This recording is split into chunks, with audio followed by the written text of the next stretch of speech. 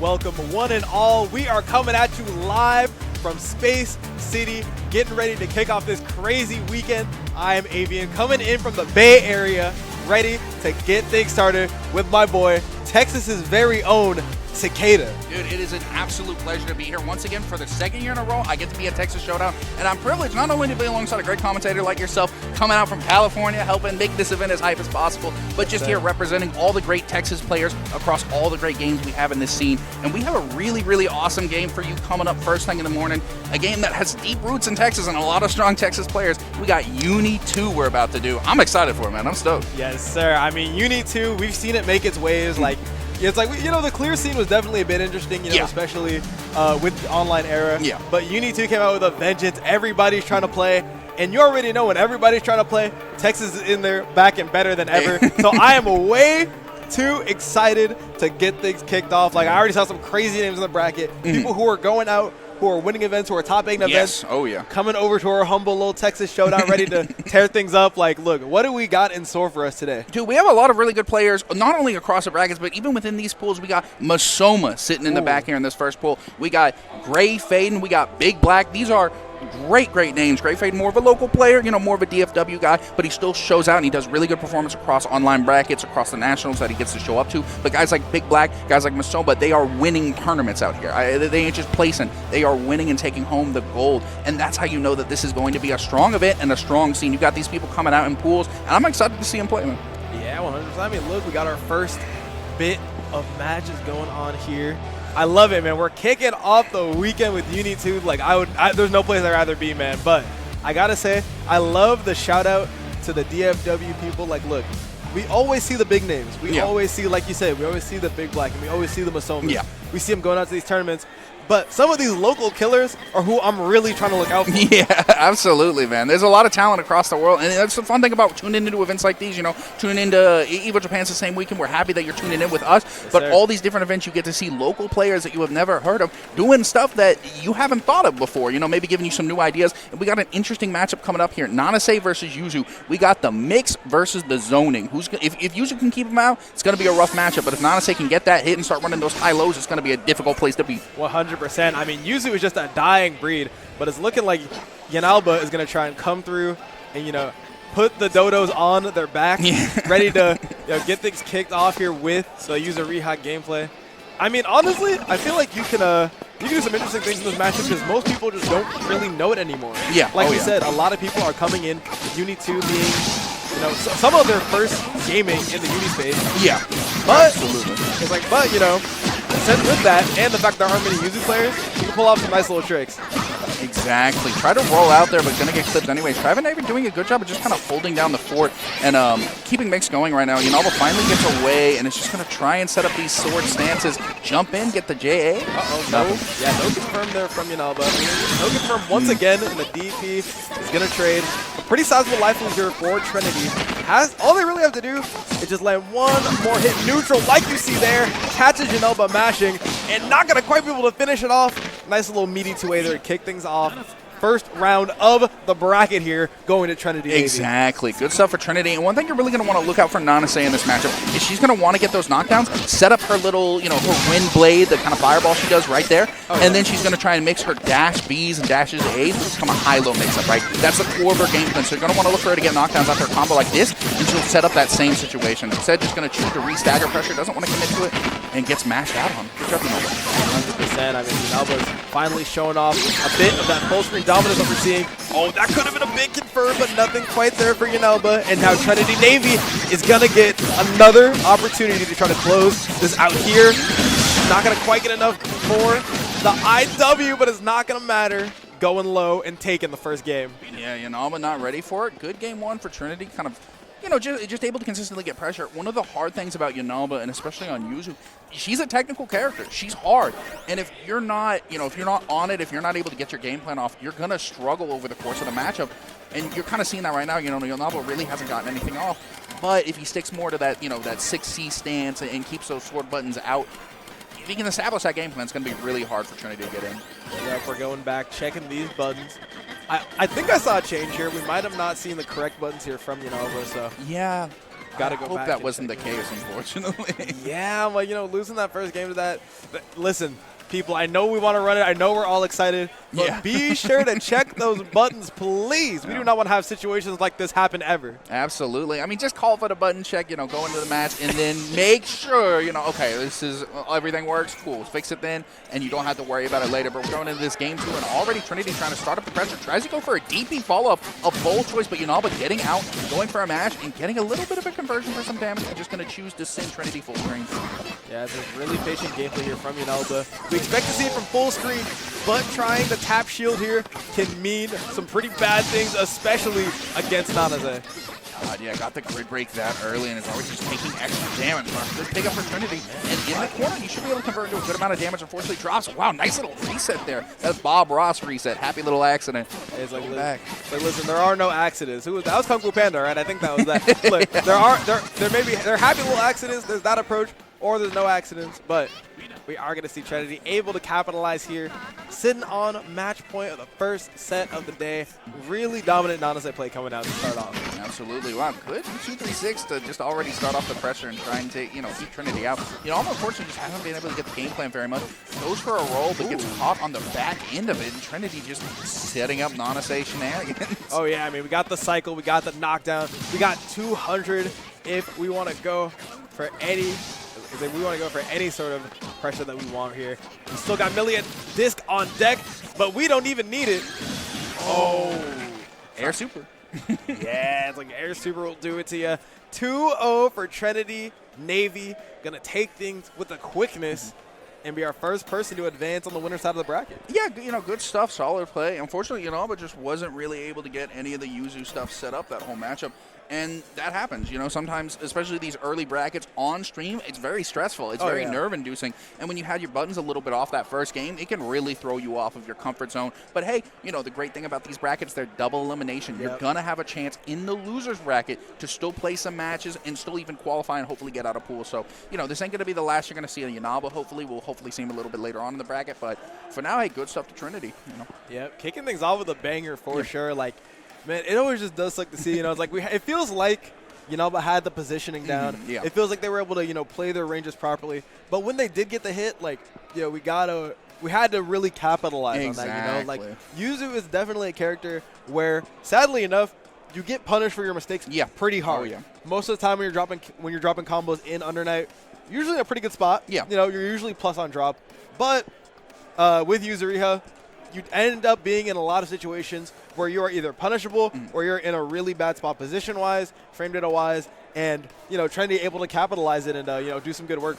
Exactly. And I like what you're saying about positional-wise. Like, you saw situations where Yenalba would get these drops, but Trinity would end up right next to him. Unfortunately, Nanase's got some pretty good buttons in a scramble. She can click some buttons, and it just worked out in bad situations where Yenalba would get these little drops or would get these loose hits, but couldn't establish like a good range to ever continue that pressure afterwards, even on a drop. And unfortunately, it cost them the game. But there's always a lot to learn, especially with a character like Yuzu. There's a lot you need to figure out and get better at. And I have faith Yenalba will come back stronger from this, right? Oh, 100%. I mean, Uni is traditionally a pretty steep learning curve, I'd say. Like, even just getting combos down, like when you're first getting started, like, listen, I remember back in ST when I was getting started and I was trying to do combos and I was like, there's no way people are actually converting this stuff, man. But, it's like you always got to get back in the lab, keep on going. Eventually, it'll just click, and then you got to learn about shield. So there's a lot to learn when you're entering this game. So just seeing people come out, with a spirit hungry to learn. Like, it takes a lot to enter these types of games at tournaments like this. It takes a lot of, time commitment, a lot of financial commitment. It takes a lot of mental commitment as well. So, even just coming out and giving it your shot, like, we always got to give it props, man. Exactly. The best thing you can do is try. Absolutely. Like, the best thing you can do is try and just put yourself out there. And exactly what you're saying, Unis is a hard game, but that's kind of what makes it beautiful and why the community loves it so much is there's always that push and pull, that tug of war on offense and defense. You have so many options with shield, with being able to deflect, with kind of push them out and parry. It makes the game feel so back and forth, and it always makes you feel as a player like you have options, right? That you can do something and you can play the game, and that's why the community loves it so much. It is a very fun, truly interactive game, and we really appreciate all the people coming out here. But of course, we're going to have another match getting set up here on stream. I'm excited to see who it's going to be. I have no idea yet. I was going to say, we got some killers up here in the first two pools. I mean, I really love the fact that, you know, when we get to kick off the event, not only do we get to ring you guys in at Texas Showdown weekend, but we get to see players like Masoma on the Kuon who are going to come through and put on a display. Look at the man jamming out already. Dude, he's ready for it. He's stoked. He's here to play the game, and he's excited for it. And, you know, Kuon's a very interesting character in this game. He's one of the newcomers for this version. Lots of good, you know, mix-ups. He has these flights, his Heavenly Law out of his force function. He's got a lot of ways to pressure you and to kind of force high lows. He's got great zoning tools and great projectiles. However, you know, if you can get up close and force him into these scramble situations, he struggles a little bit more. He doesn't have the best Abari normals, and he can have some troubles. I like the Orie pick in here. You know, a little bit trying to contest that sort of mid-range screen, and with Akatsuki being able, or not Akatsuki, Tsukiyomi being able to set up your guy to hold down the fort for you. It can make this a little bit more manageable, keep Kuon from just running away from you the whole time. Yeah, it's like, I mean, we know that Kuon just has incredible full screen options, incredible aerial options. So we are going to have to see how this player is going to try and deal with those options here. Now, like you said, Orie pick is going to be incredible if they have it in the tank, because you got thrust. If you are able to win cycle, which you should from full screen, then you can make some magic happen. Yeah, and already you're seeing the strength of Kuon. You know, immediately was able to start pressure off very safely from a good amount of distance. Vivtec mashes out, finds some place there. But unfortunately, you know, Bernkastel, also known as Masoma, Masoma was able to keep that pressure in and just reestablish full screen. And this is one of the strengths of that character, right? Convert the entire screen distance away from you thanks to that chain shift. And you're back in the corner. It's a bad situation for Vivtec. Finds a master. All right, like the smart steer. But Masoma is barely able to win out that cycle, and then this should kill, hitting him with the Bison slide to close out this first round. The classic, the M Bison, get it, and was able to connect it. And, you know, Vivtec's going to have to do a lot of work to try and find a way in. Orie definitely has options for 236 A, Bs. Those little sword thrusts that she can do is really, really strong for that. If she can set up Tsukiyomi and snap him from full screen, he can do a lot of work. But Vivtec's just trying to be slow, patient, not going to overcommit. I really like this mindset of him. I swear it was Batista that was this trial. I didn't think it was Kuon. But, you know, excellent dash blocking display from Vivtec. But all it takes is one mistake. Masoma going to go into the smart steer and barely win out that cycle, calling down the lightning from the heavens, and this conversion is going to be huge for Bernkastel. Yeah, really, really good stuff. Found the corner again. And, you know, Vivtec, Orie's force function, she does that little second flip in the air, and it can help keep her really, really high. But Bernkastel, really, really good chain shift to get the lightning to get into this situation. Pushes the corner, and now just going to go ahead and clear out with the super should kill her. Cashing out all the meter there, wants to guarantee this win. Masoma, Bernkastel, whatever you want to call him. The man's off to a hot start. Yeah, absolutely. And that was a perfect on that second round, too. Like, you know, Orie has a lot of tools, but Vivtec has been struggling to just make any of it happen. And against a talent like, you know, Masoma, really good stuff. Finally finds a hit. It's going to go ahead and knock down. Set a little combo there. Tried to go for a reset, but nice VO to get off of him. Yeah, you were talking about that this man doesn't have too many Abare buttons. You can Abare flash kick, so it doesn't quite matter. You know what I'm saying? Like, it's like, if you got a DP like that and the Akiha wheel to go for the mix, oh my goodness, Bernkastel is off to a hot start right now. One more round to try and close it out. Oh, God. Goes into super immediately. We get the knockdown, and we're going to try and reestablish pressure. Vivtec using that parry to try and push off a little bit, but finally gets clipped on the low, pushing back into the corner, and Bernkastel looking like a very comfortable chance to just close this one out immediately. Tech out, but Tech's in place, unfortunately. Yeah, man. Teching in place against this character. Honestly, not the worst. You can do worse, but when you go low there, you know, trying to make me eat my words right here. Not going to quite be able to kill. Has to do one more setup. Oh, the drop could have been so big for Vivtec, but wasn't able to recognize. And now one more touch is going to do it for Bernkastel. Yeah, and finally just throwing out the lightning. That's such a hard situation to be at that point in life. And you saw, you know, Bernkastel, like, that's one of the strengths of Kuon, right? You saw when he set up that wheel you were talking about, threw it right on him, and immediately went into that little flight that he has, floated on over, and it's so ambiguous whether he's going to hit you up above or he's going to go down and touch your toes. And you guess wrong, sorry, you get blown up for it, right? Yeah, it's like, I mean, that's one of the things that's so dominant about flight is like, hey, if you try and block high or low, you know, I can make sure up. If you try to fuzzy block it, then I can stay there a little bit longer, catch that fuzzy block. You get so many options to mix people up the moment that you go into that flight. Exactly. Like, Kuon, I mean, I don't know, man. That man has options for everywhere, it feels like. Yeah. His buttons cover the mid-range. He's got lightning that'll take you out of the skies, that'll make you and force you to dash block. He's got mix, like, look, the man can get it done in the tournament, and Masoma is definitely the one to prove that, not only on this stage, but on the global stage as well. Exactly, you know.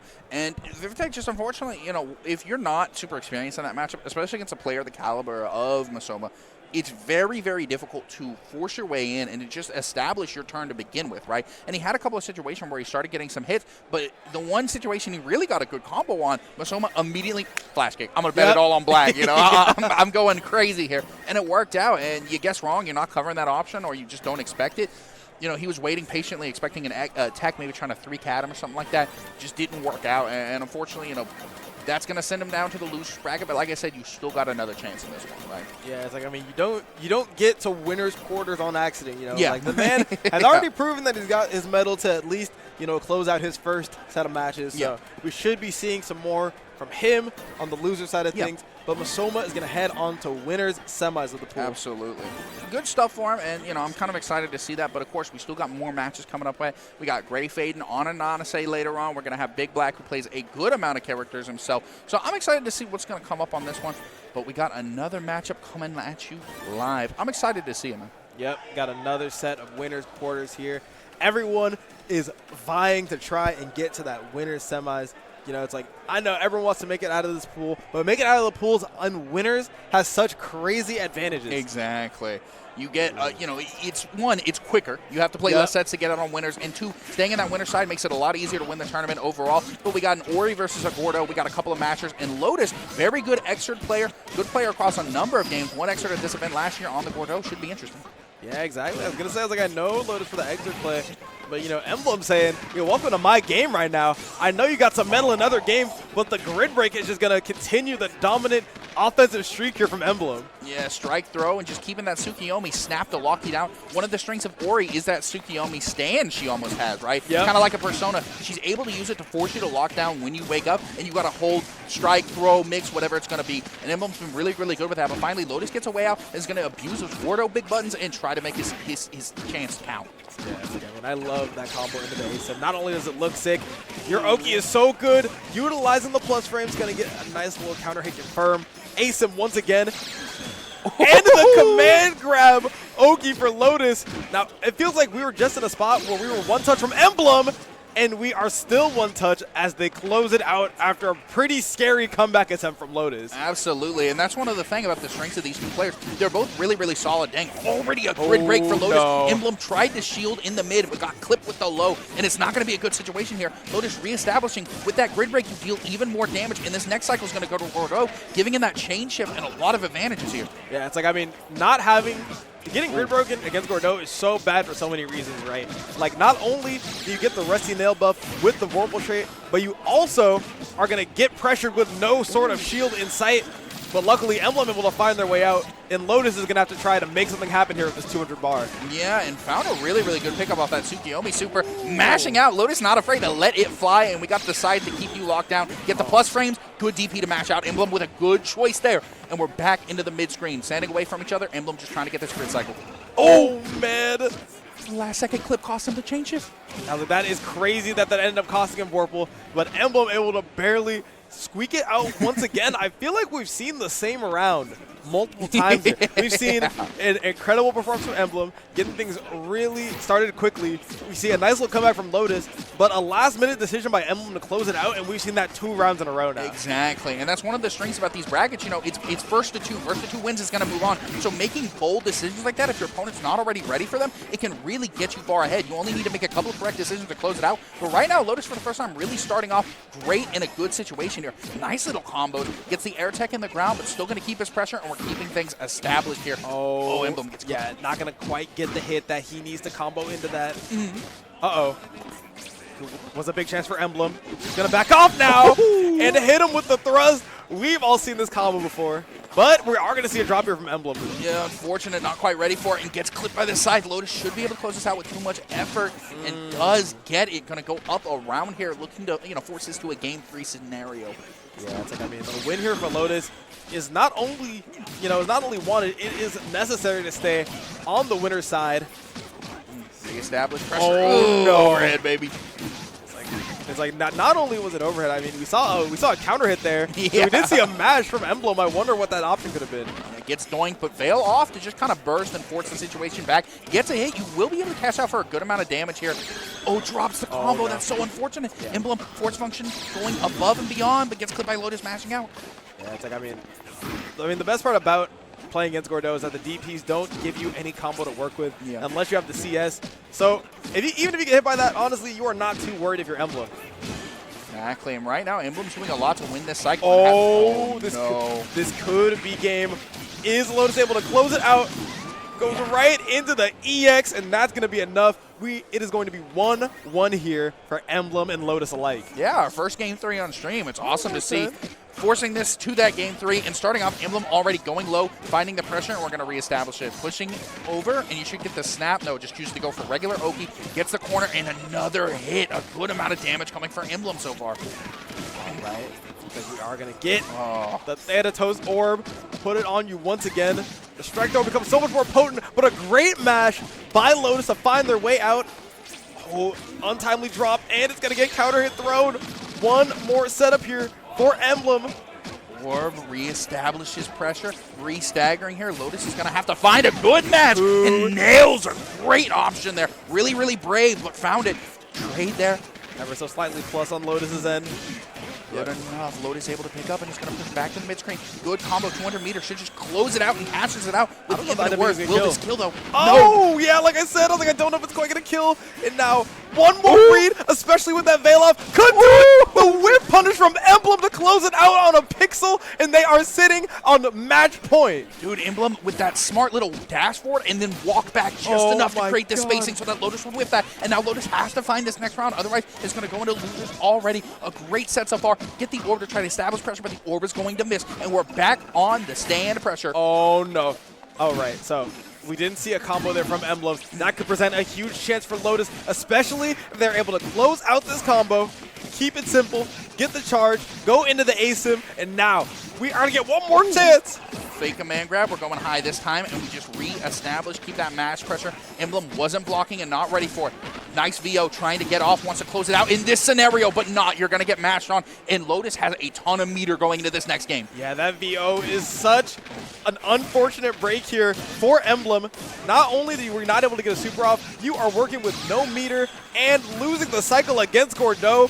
Calling it an uphill battle would be an understatement here for Emblumm as Lotus tries to close out the set from behind. Oh, finds a hit there, and I really like the infinite worth cash out to use that meter immediately and get yourself such a damage benefit. And Lotus in the corner here gets the double command grab, chain shifts to pick up into a combo. Lotus should just be able to close it out. Don't think too hard, go into super. Yep.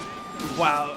What a performance here from Lotus. Emblumm looking like they were the top dog in this set. Yeah. Right? They're like, listen, I got the Orie knowledge, I got the knowledge of the matchup, but we saw a lot of really good fighting game things coming out from Lotus, able to close that set out here in a matchup that, you know, most people would say is a pretty interesting one for Gordeau, to say the least. Yeah, absolutely. I mean, Orie, she just does so well. One of the big strengths with Gordeau is he can really kind of box you out very effectively if he wants to, right? He can play that close-range game with a lot of great mix pressure, but he can also box you out with their biggest side normals. Orie kind of does both of those things almost a little bit better against Gordeau, right? Yeah. She occupies a really good range against him. She has options that quickly advance her forward and can interrupt a lot of the recovery on some of Gordeau's bigger normals, and it can be difficult, but Lotus just good decisions. I mean, he had good conversions. He cashed out meter in appropriate ways. Really solid set. Really solid play from Lotus going down game 1 in that one. Yeah, it's like, I mean, like you're saying, you know, when you're already someone who's really established, is really good at another fighting game, even though the mechanics themselves might not transfer over, a lot of those things, like, you know, the general fundamentals of fighting games transfer over. We saw a lot of really good confirms off of hits that, you know, maybe newer players, if they were new to Uni and new to fighting games completely, wouldn't be able to convert off of. We saw a lot of knowledge of spacing. We saw a lot of knowledge of knowing when to mash, when to press, having those really good reads. Like, you know, you can't really ask for anything more from a Gordeau player. Exactly. And, hey, solid stuff. You know, Lotus, like you were saying, he's a good competitor. He won Xrd last year at this event. He's a favorite for Xrd at this year's event. You know, he's a solid player, and one of the great things about fighting games, those fundamentals carry over, right? It's just like a shooter. You know, if I'm good at CS, I can still play Valorant. I can be cracked out. And I can play COD. I can still be pretty good, right? Yeah. Like, you have those same fundamental skills that transfer over, and fighting games is no different. You know how to structure your pressure. You know how to use your options, when to a bar, when to DP, when to do all this stuff, and it worked out really, really well. Yep, congrats to Lotus making it our next winner's semis. Yeah.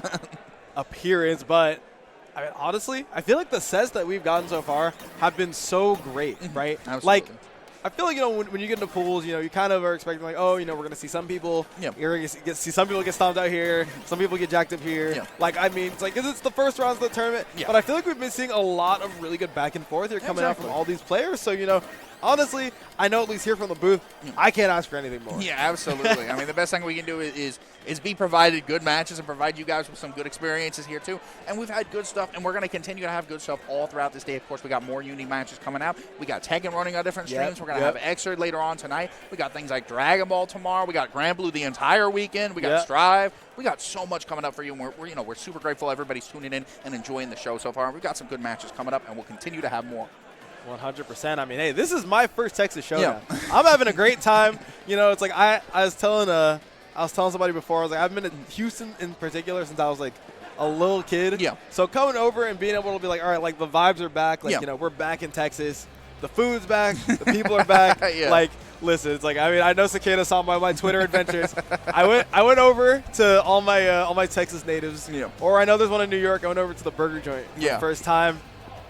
When I tell you that I've never been bodied by food like that in my life, oh my goodness, I was like, bro, there's no way that I ate a smash burger. I'm like, listen, I'm a Californian, right? Exactly. I'm used to this. The smash burger Californian matchup is supposed to be like 7-3. Exactly. Right? Unwinnable. So when I came over and I finished I saw those like last 2 bites, I was like, I can't. There's no way. They were struggling, bro. I was sitting there, I was like, it was staring me in the face, man. I couldn't believe it. It gapped you, man. That's crazy. My God. Listen, I clutched up, but it was I got the PTSD now, so I'm not too sure. Dude, I'm telling you, these portion sizes ain't sweet out here, man. They act different at times, man. And that's the great thing about Houston is the South doesn't have too many big events, right? Yeah. We've kind of been underrepresented, but Texas Showdown has kept it on lock over years and years and years, hosting it in Houston, which is a major hub. Lots of great food places to go to. You got golf culture. You got a lot of great seafood if you want to have that. Of course, you got burgers. You got, some Mexican food. You got all sorts of different stuff. A lot of great clash of cultures and a lot of great clash of players. This is one of the chances that Texas, Louisiana, nearby players have to come out here, play the game, and really compete and show their stuff in a way that you don't normally get the chance. It's not the easiest thing for us to make it out to, like, Illinois or the East Coast for all these different events. But here, it's our chance to show it off. And we're really excited for everybody, including you, who came out here from California for it, man. We're happy to have you. Like I said, it's like, I mean, I feel like if we're talking about mixed transportation, Texas Showdown is the one where it's like everybody is coming through in all different types of ways. Mm-hmm. I flew in. I see all different types of people who are like, oh, I'm driving in from the East Coast. Yeah. I'm like, I'm like, damn. Like, you're driving Yeah. in from all the way over there. Like, listen, in California, I love our people. But if the local's 30 minutes away, you better expect some lower entry, man, because no one's trying to go to that. These people are hungry for their games to the point where they're driving out over state lines to come through. Like, man, that's what I always love about the South, man, is that y'all are always ready to come get down and dirty. Speaking of get down and dirty, we got another matchup for you here. Byakuya, a dirty character himself, against Eltnum. Should be an interesting matchup. Eltnum, originally from the Melty Blood franchise at Tsukihime, coming over here as a guest character and now representing more here than other franchises. Byakuya, really, really strong set play character. Aggressive, covers the mid-range super well. Of course, we got BigBlack. This is one of those names we were talking about earlier. Reestablished, and this is what makes Byakuya strong. Just going to set up webs and force you to guess. Nice throw. Yeah, it's like, I mean, those webs are always just so ridiculous. They've been ridiculous ever since ST. This man has been a menace. His stocks went a bit down in clear, but BigBlack coming through, especially in that game, and now even more in this game, showing that this character has never lost the juice. He's still got the sauce, man. He's ready for it. And good round from BigBlack, just closing it out, a smooth, perfect. Byakuya can be a really difficult character to navigate. He's able to lock you down so effectively. And webs, you can, if you hit them with a hitbox, it'll destroy them. But you run some risk doing that. Already, work out a little bit of a hit there. BigBlack just challenging forward, finding the hit, and pushing right back into the same corner we were just in. Yeah, it's like we've seen about 2 chip hits here on BigBlack so far. But like you're saying, I mean, those webs just make it so that Byakuya has what can be contended as the best strike throw in the game. Like, if you try and throw this man, you're going to get jacked up. If you get thrown, you're going to get jacked up. Like, Wert able to fight his way out, but we don't know how many more opportunities we are going to see for Wert to try to get out of these setups, especially from a player like BigBlack. Exactly. Catches the tech on the way down. He is nasty with it. Gets the game won. Pretty solid performance. It's hard, man. BigBlack, he got his stuff. He's been around the scene for a long, long time. He's won major events. You know, he showed up, and Byakuya is a good character even in this version. Oh my God, wow, challenge immediately. What a conversion, though. Like, man, I did not think that he was going to get it, but just really knowing his range as well. Now I'm going to set up the West. Oh, no. Oh, my God. Who has the sequence? Why does he have these? My man's Michelin starred he's cooking. That's crazy. I'm saying, like, listen, BigBlack is a player that definitely has had some trouble beating the dropper allegations. Yeah. But, you know, I feel like here it feels like his combo game is so much more stable. Like, that was the one thing he was missing. Yeah. Like, people, whenever I would talk to people who would play against BigBlack, they're like, all right, not only does this man react to everything, this man does no OSs, he also drops everything.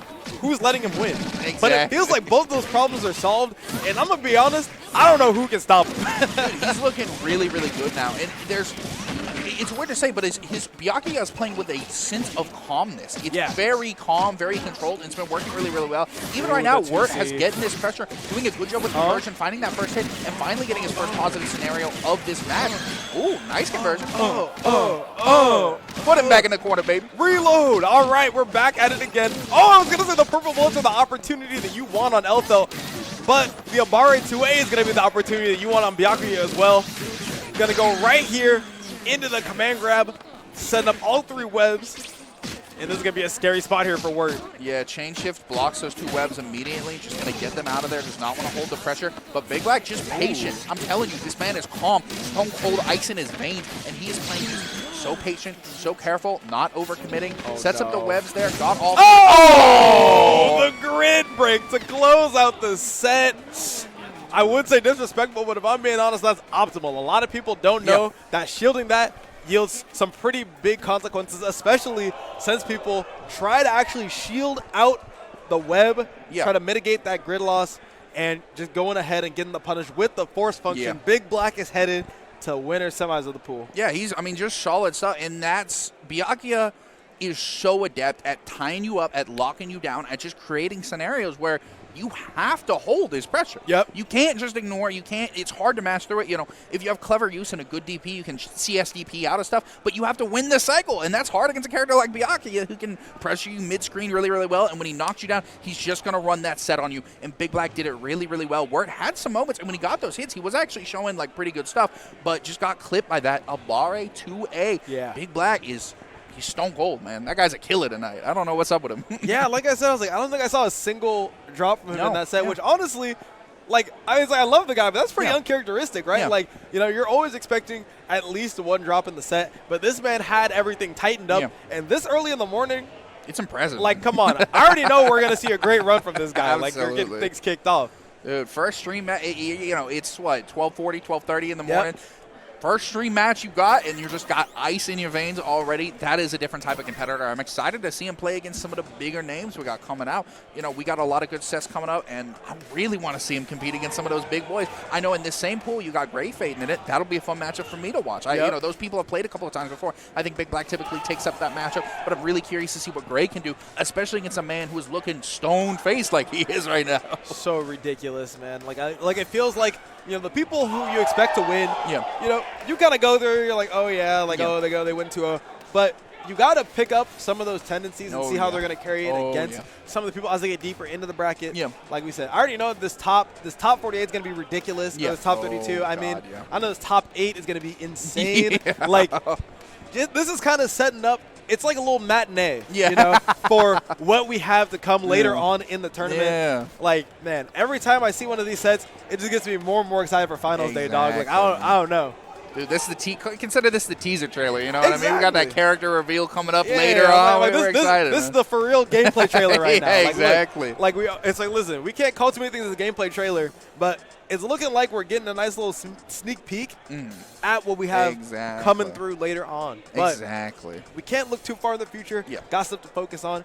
As we start to go on into these winter semis, we are looking for pool, it's like for next round of the bracket qualification, Yeah. everyone who wins in winner semis is guaranteed to get out into the next phase of the bracket. Exactly, right? So if you really want to get yourself into that winners finals of the pools, because it's a lot less stress, right? You still want to win that next match so you get out winner side of pools, but you're guaranteed out. So if you can stay winning a couple of rounds in a row, you get yourself into a much better position, and you get to say, hey, I made it out, right? Speaking of which, we got GreyFaiden here on the left, going to show out that Nanase against... I remember this fella's name. We saw them a little bit earlier This is Trinity. Trinity, yes. GreyFaiden versus Trinity. It should be a good matchup here, Trinitynavy, GreyFaiden. I'm curious to see... the Wagner, right? GreyFaiden is typically a Nanase. I see. I saw him play Wagner in casuals. That's why I was like, ooh, we got to see. Yeah, trying out different stuff. Might go Wagner here early on in the bracket. Maybe wants to try something out and have that counter pick. One great thing, a lot of top uni players, they are willing to swap characters or have maybe one or two they're comfortable with just to cover some worse matchup or some more unfun matchups, right? Yeah, it's like, I mean, at the end of the day, no matchup in this game is completely unplayable. Like, I mean, shout-outs Kamine. That man did a great job of making sure that every character has tools for every sort of archetype. Like, no one truly feels outclassed, when you combine like system mechanics with the individual things that these characters have. But sometimes, even regardless of if the character can win, it sure doesn't feel good to do so. So, you got to have some other characters on backup just in case. Exactly. And, the fun thing about this matchup, the winner is going to end up playing Lotus. We saw earlier, Lotus gave us a really, really good match earlier.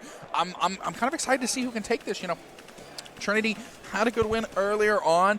I'm excited to see if Trinity can maybe take it against GreyFaiden. Of course, I'm going to be rooting for GreyFaiden. Shout out DFW. Shout out the people who I see at those locals, right, who are out there grinding the game. We're going to see how this one goes. I'm excited for it. Nah, it's like, I mean, you always got to shout out your team, man. Like I said, seeing GreyFaiden on the Wagner. Yeah. Like I said, I saw him playing it a little bit earlier in casuals. Nice to see they were getting it nice and warm for this school. Exactly. And hey, I don't blame him. Nanase versus Nanase is kind of a weird matchup. Instead, go with Wagner, get that plus frame pressure, the setups, and you have really good ways to challenge through it and really challenge a lot of, Nanase's projectiles that Nanase doesn't necessarily have herself without big commitments, right? That shield, good stuff. Shield charge is such a scary spot, especially since we can get those buffs applied. Owen just going to get taken out immediately with the DP. A DP coming out as well from GreyFaiden, and they're going to be the one to win that interaction and get a nice little combo afterwards. Yeah, double DT. They are pressing buttons today. Gets the cross-up. Trinity not going to be ready for it. Gray going to go ahead and close out that round one. Looking pretty solid here. Good back and forth so far for Trinity. It's just a question of, if... the shield through! We love guard point out here. We love it. It's like that shield bass, especially with the buffs. It always looks so funny, but man, the utility that you get out of it just shows that Wagner is in, and Wagner isn't going anywhere. Utilizing the plus frames. Not only is this going to be big damage, we got buffs on deck. We're going to go straight to the IW. 5.1K for your troubles. Yeah, 5,000. That's where you want to be on those maximum combos. A lot of good damage. Wow, mash out. Good bar rate, and going to go ahead and change shift and close it out. GreyFaiden, solid round two there. Going to go ahead and take that game one in favor. Solid. Yeah, we're running it right back. I hear Texas Tech is going crazy. Love to see it. It's like, but we got GreyFaiden going up. Everything will remain first to two for a while. So this could potentially be the last game, but we got to see if Trinity has something left in the tank to try and close out. It's like at least try to close out this first game and force us to go to a game 3. Yeah, good shield stock already. GreyFaiden getting a lot of pressure. Trinity was doing good at the start of the round. One of the problems is if you get Wagner set up on either of those sword or shield stocks, it becomes much harder because her buttons, her specials just get better, right? Yeah. Trinity really needs to leverage those Nanase buttons, but they're going to outrange a lot of Wagner stuff, especially early on. There's the infinite 4.3 thousand. Going to go ahead and set up the stock again. Oh, wow. That throw from Trinity was really good. I don't know if they were fuzzy throwing there, but it worked out perfectly. Going to go right in there with the sweep, and it is going to be set point for GreyFaiden. Yeah, that classic white woman normal, the long, low sweep. Oh, good pickup. Finds a good hit. Going to go ahead and short stance, and we're going to go push back into the corner. Nice shield hit. Good stuff, 3.5, and gets the double stock. And now you got to hold pressure. Trinity chooses a bad time to match and gets clipped for it. Another big combo. And Gray's almost one touch away at this point. Yeah, after that, definitely one touch away. One touch here is going to be so hard to match. You might see the VO come out. Tries to go for a 100-meter option. It is going to get stuffed out. And the 2-0 for GreyFaiden. Moving on to winner semis. Yeah, solid stuff. Definitely earned that play and just did solid. Trinity had a couple of those moments where you know, they were doing really, really solid and they were really able to compete. But unfortunately, Wagner pressure. That'll make an honest man out of you, right? Like, you can't be lying against Wagner pressure. They're going to lie detector you in the middle there. Oh, yeah. It's like, I mean, listen, that's the cherry tree of Under Night, bro. Like, you cannot – it's like you got to be as honest as you have to be. Like, you know, if you mash, like, Wagner's going to let the people know that you mash. Yeah, right? absolutely. Like, you're going to hear that big old counter, you know, going to get the voice actors paid for their production job. But – you know, it's like we're able to see a great performance here for GreyFaiden. You know, looking incredibly solid going into this winter semis. Solid stuff, and I'm excited to see. You know, we're probably going to see that matchup come out here later on, that Lotus versus GreyFaiden, and that'll be a really, really good matchup. Again, winter semis, you get your way into winners finals of the pools, and like you were saying, whoever wins, you know, no matter what you do, if you win this next match, you're out of pools. You're going to be in a comfortable spot. You want to try and win it so that you got an easy path, but you're already out, which is a good sign. I mean, at this tournament, I don't even know if we can call it an easy path at this point, man. Like, there's so many killers. Yeah. Like, so many people. Like I said, I never heard of GreyFaiden, and they put up like a clinical Wagner performance, and you're telling me they're a Nanase player. Like, you're like, this isn't even their main character, and they're already putting in a performance like this. Like, look, man, like winner side is already going to be nuts.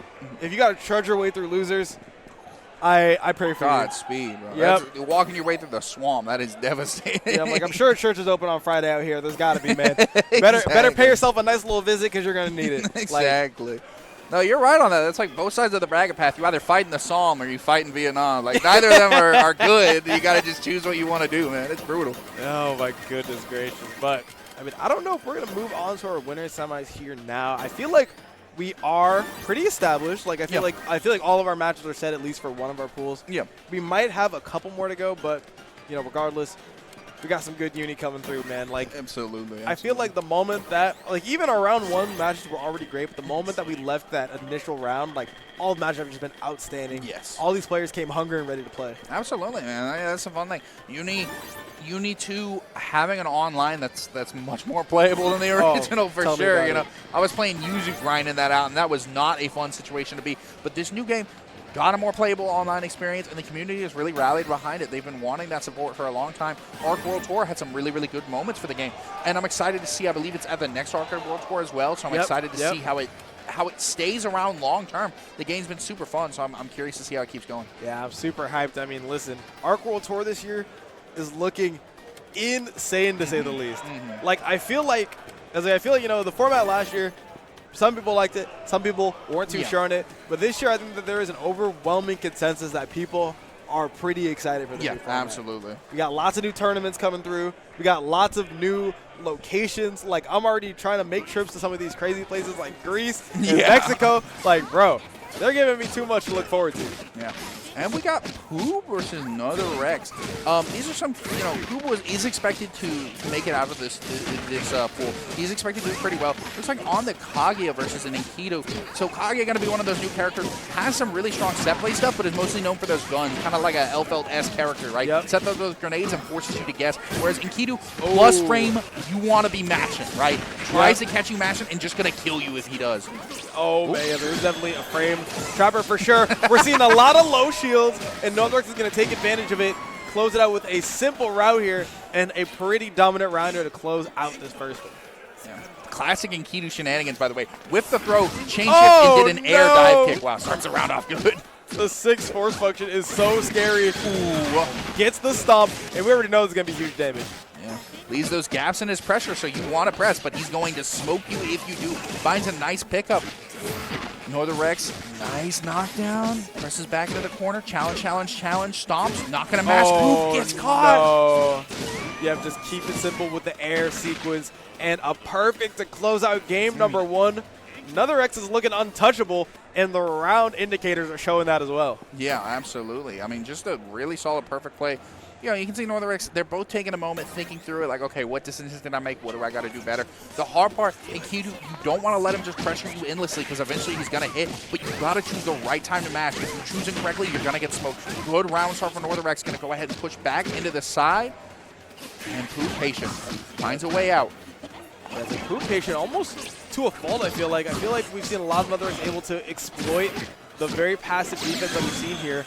Oh, there we go. The force is going to be hard enough to get that, though. I mean, or the force, yeah, I mean, my bad. Yeah. But Drop the cross up. We get the corner. We're going to set up grenades on you. Nice tech on the throw. PRM. Yeah, but it's like gold. It's like we love the gold throw. Would have been push-ups otherwise, but the 6 force function here. Go into the smart steer. Whiff on the throw. Who's going to take it back and go ahead and set up right back into the corner. Press buttons. Gets that throw once again. Set up pressure. Nothing. Match up. I like the force function there from the other end, trying to close things out.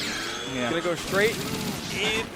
Oh man, I thought they were gonna be able to get a pickup. I was gonna say go straight into the IW and parries the veil off. Dude, look, he hopping off the crowd. Okay, then. He's like, I'm cold, bro. Good stuff. Poob finding a hit here. Going to go ahead and reset back, trying to get some pressure. Poob really hasn't gotten anything super important here. And Northrex just charging right through, finding the hit. Northrex is just doing an incredible job of locking Poob down here. The only thing that we can really say about his play even is that we haven't been able to see too many of those, delayed / media throws hit. Yeah. But besides that, I mean, the offense has been crazy. The neutral's been crazy. He's been doing his job on defense. Listen, Northrex is looking like a real contender to win this thing for sure. Yeah, gets the grid cycle too. Poob is in a decent position. I mean, has the grid, but going to take a lot of damage, unfortunately. Got caught matching. Oh, gets thrown anyways. And now you got to hold more pressure. Northrex got the grid at the end there and just was able to mash through. That's the advantage. You got those armor on your moves, and you will just smoke whoever's trying to press on your buttons. Yeah. Good stuff for Northrex. Yeah, I was like, Northrex was getting it done there. I mean, yeah. I feel like, it's like I said, they just had every piece of their game plan down pat, and they were ready to move on into this winter semis. Yeah. Man, the caliber of play that we've seen already here from not only pools, first pool of the day, has been insane. Oh, yeah. But we are finally getting into our winter semis matches. All 8 of them are set for the 2 pools that we are running through today. And we got, like we said, we got our top players. We got our local talent. We got people who are coming through from other games. We've got such a variety of different people who are coming through and winning their way to this position. It's only going to be a joy to watch from here. Man. Absolutely. And these are, these winter semis matches, these are people who have won multiple games to get to this point, right? You got people who are hungry, who have put in the work, and who have earned some, have gotten their stripes so far, right? Yep. And they're at a point now where we're going to start seeing great matches. You've already seen good matches. You're going to see some great matches coming up here in the second here. You still got BigBlack. You still got GreyFaiden. You still got Masoma lurking in the back. You got all these good players. I'm excited to see how it's going to play out. It's going to be really awesome. It's like, kicking off the event with something like this is insane. Listen, anime this whole weekend is going to be stacked. Yeah. I don't know if you were looking at that Grand Blue bracket. That mess is stacked to all get out. Yeah. This bracket is incredibly stacked. You already know we got people coming through for Strive going to be stacked as well. Listen, the anime bros, we're eating. I can't even lie. We're eating right now. It's been a really good year for a lot of anime games. Uni came out. We have Grand Blue that came out. We've had a lot of really, really cool stuff coming out. We got the Hunter x Hunter game coming in the future. That's a game for the the sickos and dirtbags out there, man. I'm excited for that one. It'll be fun, man. Listen, all I gotta say is when people saw aiding, I don't know why they got surprised. I feel like we saw TVC, we saw DNF. I feel like we saw Marvel versus Capcom 3. Oh yeah, I'm like sometimes people even forget they produced that. Yeah. Game. Look, if I feel like we keep on getting these warnings and people keep on complaining about the same stuff, I'm like, listen, you already knew it was going to come through. You already knew it was going to happen. Exactly. You knew what was going to happen. I don't know why you acting surprised now, right? Is that IsaacJ? Yes, it is. Oh, my goodness. Okay. So hit us with the Lord. This is my GOAT. Yeah. All right. Plus our Bridget. Yeah. A character that is very underrepresented, a character that I love. Yeah. And now is going to try and show something here. I think I saw Phonon get locked in, but we'll see that later.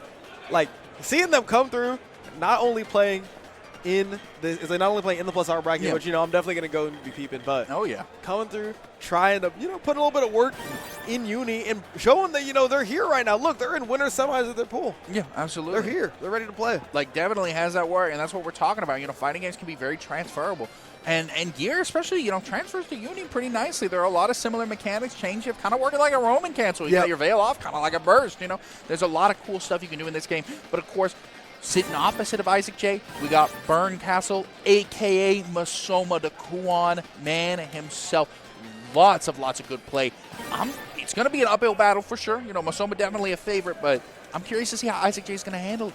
Yeah, they have been hanging out. IsaacJ in particular has been hanging out in the scene for a while, coming through, making their name in plus R. Yeah. But, you know what? honestly, like, we got to see what's going on with the Eltnum here from IsaacJ. And, of course, the patented purple Kuon coming out from Masoma.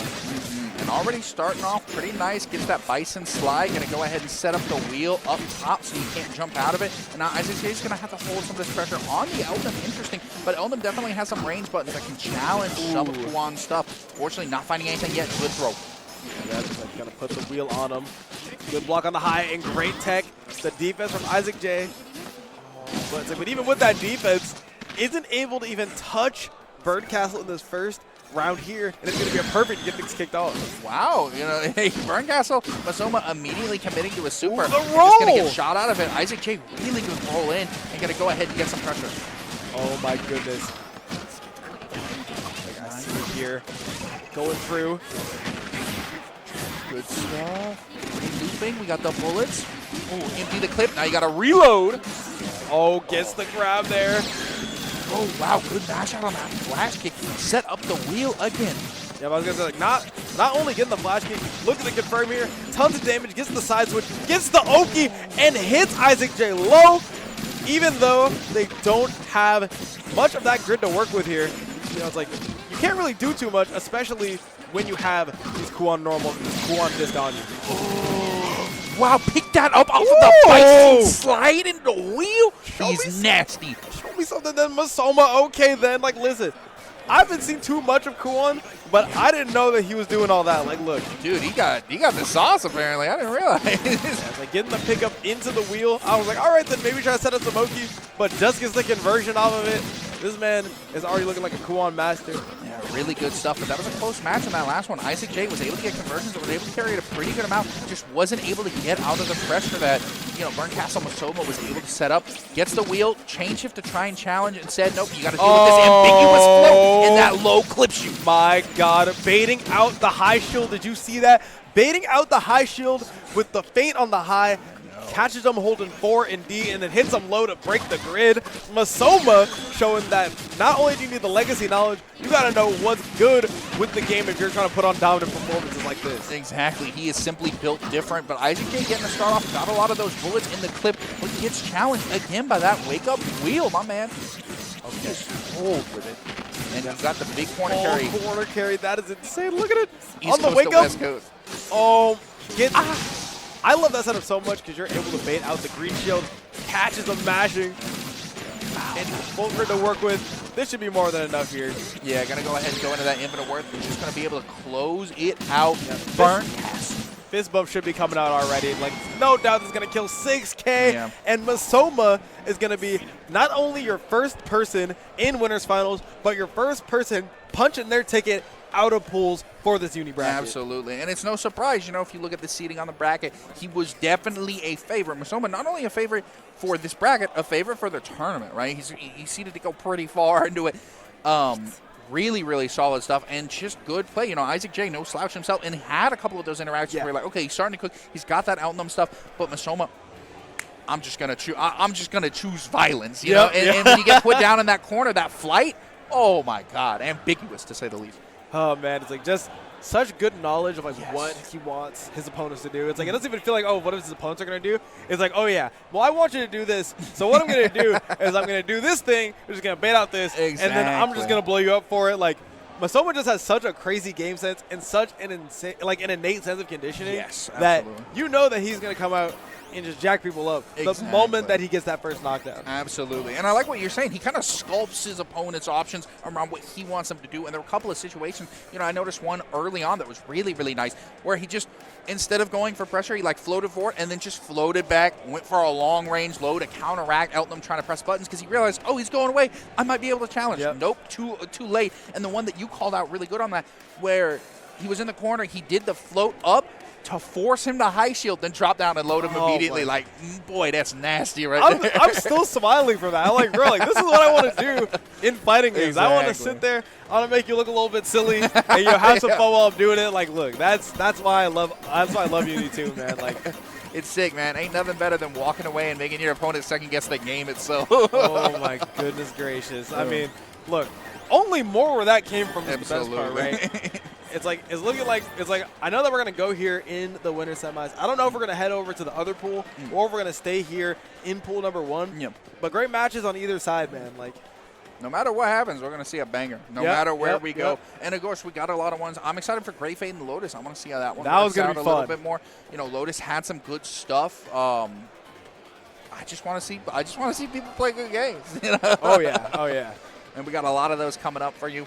And after this, we still got more stuff. I believe we got more Uni coming up after this. Yeah. You know, don't click away. You're still going to have, if you're here for the Uni action, well, we got a good all-day affair ready for you. All right, it's looking like we got SilverTabby. I know this person because I met him literally yesterday.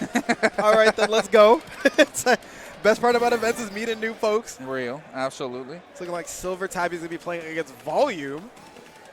Should be nice. Volume, mostly known as a more kind of Texas Drive player, right? Yeah. Plays Leo and has done some good performances across different events. Solid stuff. So I'm kind of curious. You know, I like seeing him out at this point. Of course, this is going to be the loser bracket. So the loser of this one is going to be out of the tournament. So this is where it really, really matters. You got to make good decisions. Volume sticking on that Kuon. You just saw Kuon earlier. You already knows what he does. And of course, Yuzuriha. Both of them trying to play the long range game, but Volume a little bit longer range than Yuzu is going to be at. Yeah, it's like ever so slightly. I mean, the thing is like, you know, Yuzu wants to zone, but Kuon has such good anti-zoning options. You got to figure out a different approach altogether, as we already see from SilverTabby already trying to go in. Exactly. One of Yuzu's biggest strengths is if she does a reverse EP motion, she can teleport around the screen. So that's what she's going to do. She's going to always try to stay within her sword range and not going to let Kuon and Volume get too far outside of that range. Keeping up the pressure. Really good string so far. Canceling the sword. Catches the flash kick. Yeah, I like the little bait there on the flash kick.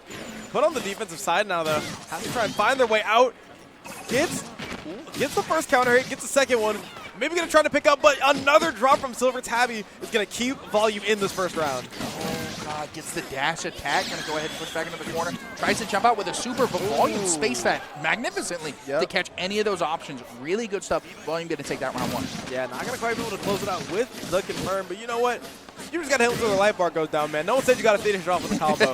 Volume is going to take advantage of that to the fullest as they try to go for this hard knockdown and put Tabby in a rough spot, but the untimely drop is going to give Tabby a chance to get something started here. Yeah, bad situation to be in. Unfortunately, Tabby not able to capitalize and is going to get clipped out. Good Obari by Volume, and that float was super ambiguous on a left-right. Fortunately, SilverTabby didn't choose correctly and got clipped for it. Wow, nice teleport.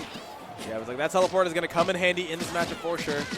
Has to try to catch Volume on something, but a great punish, and that's going to be the first game here for Volume. Yeah, nothing too crazy. And one thing I want to call out, you're seeing these a lot during these sets. If you see them go for a throw attempt and there are gold rings, that means you try to throw them out of hit stun or block stun, so you have more time to detect the throw if you're the person being hit. You're seeing these a lot because people are trying to sneak in throws that aren't quite true. The game will let you go for it, but it's going to let your opponent have a lot of chances to get out of it. Volume starting off. Wow, that clipped. Sending up to a little bit of Nanase cosplay out here from Volume.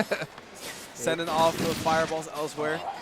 But now, Volume has SilverTabby on the back foot, and the back foot is just the first way to describe it, especially when you have no grid against a character like Kuon. Yeah, good teleport, though. Tabby is not getting hit here and is trying to capitalize. Despite the fact that you're grid broken, you still got options. You can still throw hands, but unfortunately, Volume going to mash out, get the confirm. I've liked how Volume's been handling his matchup, by the way. He kind of retreats back to a safer zone where, Yuzu can't really touch him effectively, and then as soon as he gets a hit, charges in to keep the pressure going. Doesn't overcommit when he doesn't have to. Gets clipped. Yeah, a little clip there, and gets the conversion, but is not going to quite be able to finish it off. Like I said, we're seeing a lot of the anti-zoning teleport, but we aren't seeing too much reward off it from SilverTabby. We have to see some adaptation from Volume, but they haven't really been punished for it enough for it to matter too much yet. The safe jump to bait out the flash kick, good stuff. Was able to get the confirm, baits it out again. Dude, that's a Leo player right there. I was literally just going to say, I was like, all right, I see why you called him the Texas Leo, because I'm seeing the semblances here with the happy-go-lucky nature of the flash kick. SilverTabby has been able to not only bait them out, but able to punish accordingly. And, it's keeping them in the set. Yeah, really good stuff. Finds a cross up there, teleporting around and just making options a little ambiguous. Nice challenge by Volume. He's going to pick this up and has a lot of meter. Probably just going to value the corner carry to force SilverTabby out. Oh, wow. Ooh. Cancels him to sword. playing around each other. Clips with the fireball full screen, but no conversion. Didn't have the chain shift to do it. Uh-oh. And that was just thinking Prime gets a nice little air deck conversion. This should be more than enough to kill Commentator's Curse. But Volume says Commentator's Curse be damn. Going to take it 2-0 over SilverTabby. Sure, a nice little laugh. Remember, it's all fun at the end of the day. It's all love. Absolutely. You know, got that low to close it out. A little bit sloppy there. You know, and you notice with SilverTabby on Yuzu, when Yuzu was getting those combos, tons of damage, right? Yep. Really can dish out what it's worth. But unfortunately, Yuzu is a hard character. There's a lot of different DP inputs you got to switch in, holding right buttons, right negative edging, other things. It can be really hard to play at a good level. And when SilverTabby was cooking, he was the head chef, you know? Yep. But when he dropped those things or when he was missing something, you have to force yourself back into a reset situation. Became a lot of scrambles, and unfortunately, Volume, you know, for better or worse, he's a Leo player. That dude is comfortable with scrambles. Yeah, it's like not only was Volume comfortable with scrambles, Kuon is so good at them, and Yuzu is so bad at them. Yeah, right? yeah. Like, Yuzu is definitely a character where when they set up, they're good to go. Yeah, absolutely. You know, it's like they set up, they're throwing out those full screen disjointed slashes. They're having a good time. You know, you could change the track on your Spotify, check the weather. But the moment that they get in and you got to kind of try and scrap your way out, then Yuzu's tools become a lot less effective. Yeah. And if you're not ready to handle that as a Yuzu player, then you're going to find yourself in some bad spots. Absolutely. And it's like, you know, one of the things that really compounds it, she doesn't have defensive options. She just has to rely on universal mechanics. And like things like Veil Off can be really, really good. But when you choose that wrong option, if you get blocked on a VO, you die. I mean, it's over. You're going straight to jail. Do not pass go. Do not collect $200. It's over, man. Yeah, it's like you don't get to collect $200 from the board. You get to collect $200 from bracket. Exactly. Like, look, you're putting a rust ball all around. Yeah. Oh yeah. Bad stuff. But hey, you know, SilverTabby played a good one. Unfortunately, going to be out of the tournament at that point. That was a losers match.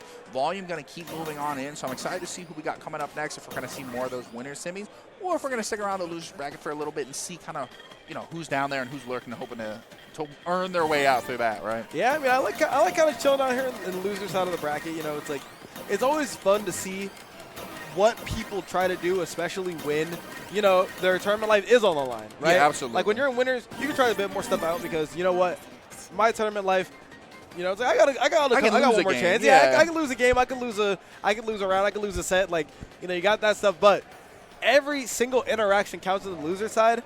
So I was curious to see who's going to, like, you know, fold under that pressure or who's going to, you know, flourish and prove themselves, you know, needing to be in the position where they're at. Exactly. And one thing I do want to count out, by the way, you know, we saw BigBlack versus Trumpet happened off screen, so BigBlack punched his ticket into those winners finals. So he's going to be lurking out there. If you pay attention, we're going to see that matchup a little bit later on. Looks like we also got prepped. We're going to end up seeing GreyFaiden play a little bit later on, but we got a match right now, Trumpet versus Emblumm in that losers quarters. I'm curious to see how this is going to work out. Trumpet on the Linne. Yeah, I was like, I really appreciate, like, you know, just the way that Emblumm was able to play. Like I said, saw some really clean stuff in their winner side match. As you see, they're already getting the conversion off of the assault to bait out the throw. Good stuff. Yep, gonna throw. Not even gonna throw Thanasis on him, but I gotta say, Linne is a very different matchup. So you gotta know, and if you don't know, then believe me, it'll be very, very clear. So curious to see how Emblumm is gonna be able to deal with this character. Yeah, Trumpet doing a good job not overcommitting, just using her long-range specials, her normals to just kind of challenge space. Wow, gets the overhead there. Good stuff, and the grid break is really, really bad. But Trumpet just gonna mash DP out, doesn't want to hold pressure. Throws on throws. And now, not even going to give Trumpet a chance to use any of their invincible options now. Max off. Oh, man, that shield was pretty scary there from Emblumm. But, you know, honestly, they have the life lead. Oh, I thought they were going to get the conversion off that. I thought they were the go. But, yeah, I thought so, too. The snap gets the throw, and we're going to set up again. Hold you down. Good blocks. Trumpet not overcommitting. Oh, got the read on the throw, but isn't able to pick up. Trumpet is saying, look, I see what you're doing. Let me one up you real quick. Get the conversion. Get the side switch. That cross under almost going to time, too. Really good stuff for Trumpet. Talking back to the crowd a little bit, I mean, Trumpet able to, you know, I like the little cross underneath, getting a nice little bit of mix there, and is able to close out this first round, like, showing that the Linne robbery potential is there.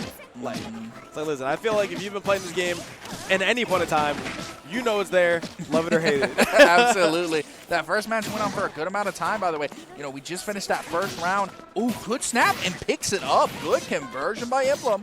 Knock him down back into the corner. And we're going to set up. Use the backdash. Doesn't want to get caught by one of the ridiculous buttons. There we got the stand jumping down to keep you locked down and gets the throw to grip break it and close it out. That is round 1 apiece. Yeah, completely opposite type of round there for Emblumm and Trumpet. We saw definitely one that went to the ropes in the first bit, but then we see, a bit more of a speed run here from Emblumm, and I'm wondering if that is going to be the tone of the set, or if Trumpet is going to be able to come back and try and win these things. Wow, good match. The fact that they traded on that super is absurd. Trumpet really was trying to hope to get a clean win on that to maybe reestablish some pressure, but hasn't been able to so far. And you got to hold, Orie has really good tools to contest that 2-3-6B, that little sword thrust there. So good at forcing her way in. Yeah, Trumpet is very glad that they won the grid cycle there, I'm sure, because the fact that they didn't have force function there is keeping them in this thing, but very untimely mash on the drop. And it's looking like Emblumm is going to take the first game here. Yeah, solid stuff. I mean, just that first round, very scrambly. Nobody really had a good advantage. But since then, Emblumm has just clutched up and has locked down. Trumpet's been having a hard time getting out of pressure. Great throw, by the way, for Trumpet. Nice stuff to get out. Gets challenged by the stand. Pushing back into the corner. Isn't able to utilize Thanatos once again. Oh, no. Thrust counter hit is always going to be some big damage, especially in this game. Just mashes out again. All right, gets the pickup. Not going to convert fully out of it. Maybe could have killed. Good tech throw. Trumpet has a chance here, but has to make it count. Chain shifts. The thrust miss to not be minus. They're already utilizing the CS there and isn't going to need it for the rest of the conversion. A perfect here from Emblumm. Just good play. I mean, been using the stand so well. That thrust, he's such a challenge for Trumpet to get out of. Hasn't been able to really figure out how to get around it because it counteracts, Linne's jump bar keeps her pretty low, and it's one of those options that really makes it hard for her to do anything. Yep. Oh, speaking of the devil, we're throwing it out again. Yeah, it's like Linne can't really do much full stream because that thrust is always coming for you. With the smart steer under 3.6, putting those meaties on Trumpet is going to be so important for Emblumm because, listen, Linne, she has some invincibility frames. You got to be able to call those out. So just structuring your pressure around it, Emblumm's been doing a great job of that so far. Block that cross up, you're nasty. I didn't expect that to happen. Yeah, I mean, the best part about Uni is that cross-up protection does come in clutch sometimes. So it's like, for those of you who don't know at home, Emblumm going to take it 2-0. But for those of you who don't know, whichever way your character is facing, as long as you block in the direction, or the opposite of that direction that character is facing, no matter what is going on with that character, you will 100% block the left-right. Yeah, absolutely. So really good knowledge, at least on that interaction. But Emblumm showing that overall the knowledge was there to go ahead and close out another clutch 2-0. Just good stuff. I mean, Emblumm has been cold. Every time we see him on stream, that dude lights up. I mean, really solid stuff. That first round, very scrambly, very back and forth, a little finicky. But after that, just locked down and went, okay, thrust is good in this matchup. She doesn't have a good way to challenge it for most points on the screen. I can charge it up and just punish her. And it worked really, really well. Yeah, it's like you said, especially with Emblumm, I think that man is undefeated on stream and has not won a set off stream. Listen, production, we need to keep this man off stream. For his bracket, right? Yeah, it's for his own sake. I don't think that he has lost on stream yet. Oh, yeah. He's been on stream twice, 1-2, and he had to get in the loser somehow. So yeah. Unfortunate. It's look, the math is mathing right now. That's all I got to say. Yeah, checks out to me. I think that's good stuff. Again, going to move on, but unfortunately, opponent's going to go down. Great tournament life. We appreciate everybody coming out here, though. Even though you lose, sitting out here trying and playing and getting casual afterwards, asking your opponent, hey, what do I do about this? People are happy to share that info. That's one of the great things about the local scene. If you play online tournaments, you get mad, and that's it. You know what I mean? Yep. You play local, offline tournaments, you're able to sit down and go, hey, I know you beat me. I lost to that. What do I do about that? What's my option? People will happily tell you. They 100%. Want you to get better, and they want to all grow together. Yeah, if you're stronger, they get stronger, right? Yeah. I was going to say, that's one of the main things, or one of the motivators for providing that counterplay is, as you learn to beat an option, you as the person whose option just got beaten, you got to start doing other stuff to try to close out games now. You can't just go ahead and knowledge check them over and over again. Exactly. You got to keep your play clean, and when your play gets cleaner, their play gets cleaner.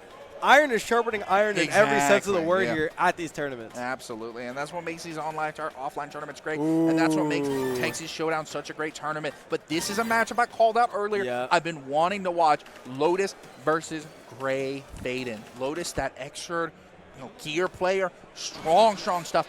Faiden more of that DFW representing the local uni scene on the Wagner versus Gordeau. Let's get it. Yeah, I gotta say, like, I feel like, honestly, even though we have BigBlack and Masoma here, this may be match of the block so far. Like, it's like, especially when we have two players who, aren't going to completely dominate their opponent, but have enough game sense to make it a really clean match. Like, listen, all I know is that this is going to be a banger.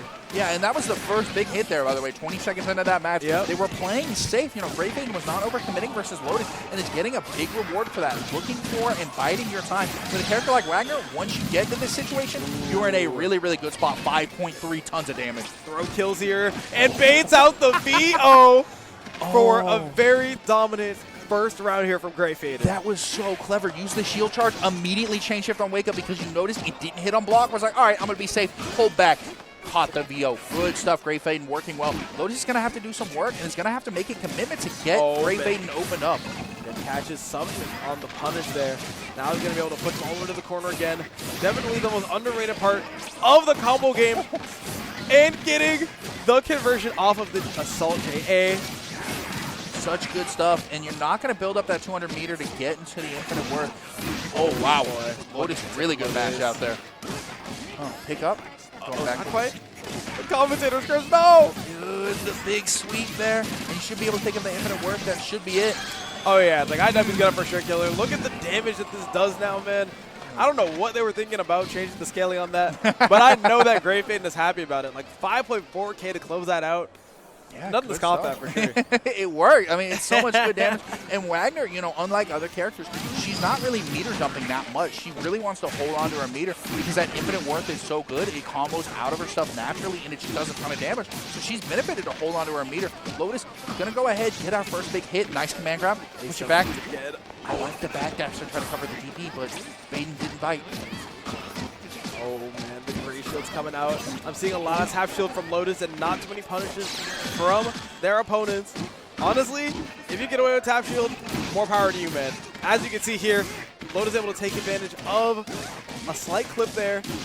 Gonna go straight into the ASIM. Oh, wow. I like the little restand. That was nice, though. It's like, I mean, he was cooking on that. Yeah, exactly. It's like, even though it looked like a drop, was able to get the restand, utilize the plus frames, and close out the round here with the slide. I'm calling him safe. yeah, it was nice, man. Looking really, really solid. Going to slide into that home base and get that round for the team. Lotus in a good position on already starting off this round pretty good as well. Got a couple of little taps, able to reestablish pressure. Faiden, of course, being patient, not going to overbite, gets the DP finally. Tries to catch with the sweep, not going to work. Oh, yeah, the shield, even though it's still going to be plus frames. Really great CS there. Going to utilize that time freeze, and now we have the sword buff. This is a scary spot for Lotus. Look at that throw there. We're going to get the sword buff once again. Really good usage. Yeah, and infinite worth. This is going to be a ton of damage. Not quite going to kill. Just really bad situation. 4.7. Oh, it's so low. Oh, no. It's like nobody is ever ready for that 2A. Yeah. I mean, low 2As are... It's like, I mean, I feel like they're pretty common in this game, but, it's always so easy to get caught out by them, especially someone's using them to catch that backdash. Yeah, good stuff. Back over here. And again, catches the backdash with the strong, big side normal, pushing into the corner. Oh, I like that. It goes into infinite worth himself. I like it. Catches out 5K damage. Really good scenario. And now you're that much closer to closing this out and forcing this to a game 3 situation. Lotus not trying to overcommit. Catches him with the high. Oh, the triple overhead was so nice from Lotus. Has chain shift, probably going to go back into that restand. I'm really liking that setup there from Lotus. I mean, I need my Gordeau players to go and steal that one because honestly, it's been putting in his work. Oh, VO to get him off, but unfortunately, that big scythe picking up, and Lotus going to force us to a game 3 scenario with a perfect on that last round. I like that restand. It hasn't been working out for him so far, but I love the attempt because it forces Grey to really respect it as an option. You have to be ready to get reset out of nowhere. Yeah, it's like, I mean, like you said, you always got to be on your toes when you are getting these drops. I mean, especially like you said, when they have the CS on deck, they could just be like, you know what, I'm going to go into a lot more meter. Great TP there from GreyFaiden. And now we're going to see them try to go on the opposite side of things as well. Yeah, change hit DP is the classic, the RC DP of its time. Catches with the shield. Good punish. All right, then. Yeah, has infinite word, doesn't shoot the cash it out there. Wasn't in the good combo scale routing to do so. And now Lotus going to push back away from the corner. 3.2 thousand. Change hit DP, baby. Oh, man. We saw Invul on both sides. But Command Grab versus DP, DP is going to win every single time. Absolutely. Get up out of the ground so you don't get snagged by it. But Lotus going to pick up with the Scythe again. Pushing back into the corner. Big conversion here. Going to knock down and chooses to back off and try to bait a DP. But oh, no! Oh, GreyFaiden getting knowledge check there. Just uses the guard thrust to try to get out of there. Another guard thrust coming out from Lotus. Yeah. Really wants to try to close this thing out. Oh, plus frames gets caught, and GreyFaiden is going to go down. Lotus is now on set point. Yeah, GreyFaiden mashing a little bit too boldly there. Unfortunately, those plus frames are really, really good. Finds a good early hit, though. Grey's been very successful when they get that early first hit, and it's going to try to reestablish pressure. Yep, Lotus mashing on some plus frames. You're going to get blown up for that. And with a lot of meter, too, might just use the cash out infinite worth. Yep. Yeah, it's like, I mean, there's no reason not to, though. Just absolute snowball effect that Wagner is able to put on you is so ridiculous. Like, honestly, if Grey was able to confirm that, that would have easily been dead, right? Yeah, so, absolutely. It's like, so even there, like, you know, we see why they like to cash out because it just makes so much sense. Oh, no. That DB's going to get called out. Not going to be the biggest damage here from Lotus, but it's going to be more than enough to set up pressure. Yeah, and goes ahead, chooses to cash out in the infinite work, too. Wants to maximize as much damage as possible. Back into the center, and Grey has a lot of meter to play with. If he can get a hit, speak of the devil, not going to choose to cash out here. Wants to keep that meter for the next round and get an early life lead, but he's able to close it out. GreyFaiden, set point, baby. Game 3. I love it, capitalizing on the fact that IW was used earlier on, and now Lotus has no meter to work with. And honestly, on Gord, that's a death sentence, right? Like not being able to have any of those invisible options, not being able to cash out with the EX Reaper. Like, there are so many things you lose from not having meter on Gordeau. Absolutely. Change shift DP, and look, Wagner's got all of her stocks, and she can just keep pressure going. Man. Finds a really, really big hit there. This isn't going to kill, but this is going to put it in a one-touch situation. Lotus has to play perfect from this point forward, and Wagner's got the stocks. Wow, great mash! Yeah, it's like you talk about playing perfect. That's the way to get things started.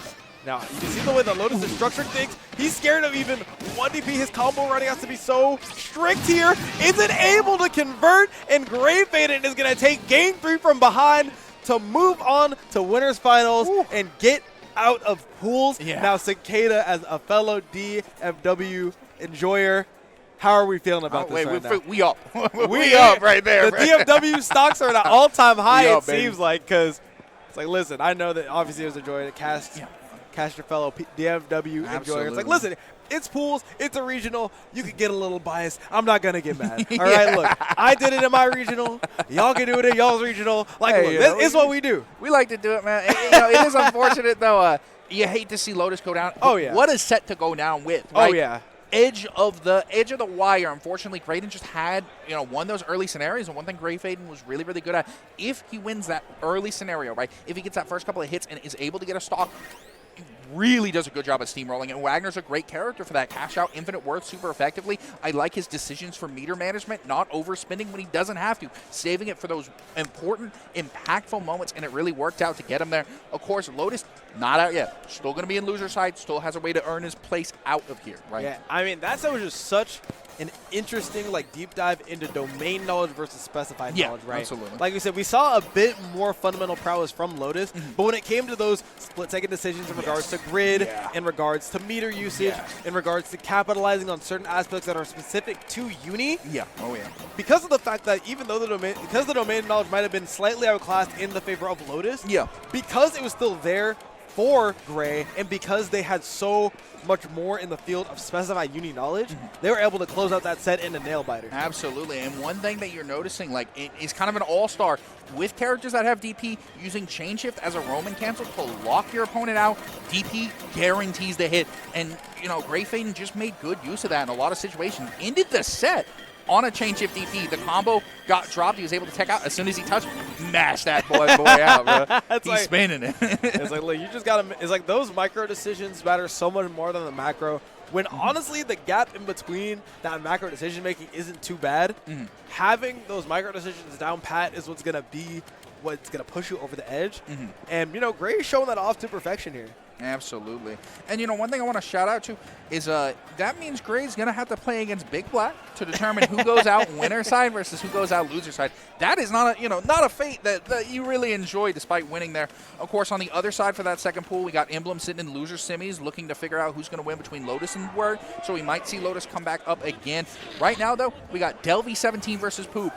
Poob going to be the Enkidu, Delvey17 going to be the Akatsuki. Both these characters are mashers, but in different ways, right? Enkidu's going to use that plus frame armored pressure to keep you locked down. Akatsuki just hits you with long range normals. Very Tatsu-like, very Shoto-like almost. Yeah, it's like, I mean, this is the definition of a Shoto. He has the Tatsu, has the DP, even though it is on 2-2, which makes it a little bit more scrubby. But he has all those options that really classify as a Shoto. And, you know, he keeps things honest by having, you know, a mid-2L and just all those little things that... Yeah, I was like, the only thing that this man really has that separates him from the cast is just being able to kill you. Yeah, absolutely. This man kills you. Yeah, and it's off of little combos you wouldn't expect, right? Just does a lot of damage out of his normal conversions, and his meter conversions do a ton of damage. If he wants to spend meter cash out on Infinite Worth, he can 5k you off of medium Tatsu. At least he could in the last game. It's really, really strong, and those fireballs against a character like Enkidu can be really rough because Delvey can really control the pace of the match. Poob has a lot of options here, but has to find one. So far, we've got the corner. Nice 3.8. Tries to go for the safe jump there with the assault. Not going to be enough. And Poob recognizing, able to now push Delvey into the corner. Yeah. Good stuff. Parries the fireball. We like that G stuff. Pushing back into the corner and a lot of damage. And this is where Enkidu needs to be. You have to capitalize if you're Poob because if he's reset back to neutral, it's bad. Chain shift. Wow. Calling out the counter there. Tried to get a counter out of his own, but Poob is now going to get put on the back foot now. 200 bar here for Delvey to try to close this one out. Yeah. And the cycle as well. Good stuff. Akatsuki, one thing he likes to do, re-stagger pressure, and you're seeing that a lot. Wow, gets the Tatsu, immediately converts into fireball. Going to go ahead and pick it up. Delvey17 closing out game one. Good stuff. Yeah, I mean, I feel like we saw Poob do pretty well, especially in their winner's quarters match. So seeing Delvey, we haven't quite seen on stream yet. Try to make as good use of their screen time as possible. I mean, like, look, like I said, like, even though we do have, like, Masoma and BigBlack in these pools, seeing the matches where, you know, it might not be as clear of a winner makes for much more entertaining content. Absolutely. And these are two players, by the way, that are currently seeded to make it out of this pool play. Both of them on loser side, but we'll see if any of them can change their fate and get out on winners. And I'm curious to see who's going to stay here and get the automatic out after this one. Currently, Poob with a lot of good Enkidu pressure. Oh, wow, really good shield into the punish. That domain knowledge looking so good for Delvey. Backing out, just going to go ahead and throw a fireball. Oh my God. That could have been huge. But no chance to confirm. Gonna get a chance to confirm here. And Poob is going to try to keep their winner's side hopes alive here. Absolutely. And I like at the end, by the way, use that chain shift. If you have grid, for every grid bar you get meter for a chain shift. So use that chain shift right at the end there. Even though it didn't do anything for him damage-wise, you get that meter for the next round and put yourself in a much better situation. Delvey starting it out really, really good, though. Oh. Fakes the axe kick, goes for another throw. Oh, tries to go for the throw once again. But Poob is on it with the tech. Instead, we're just going to throw fireballs, charge our grid.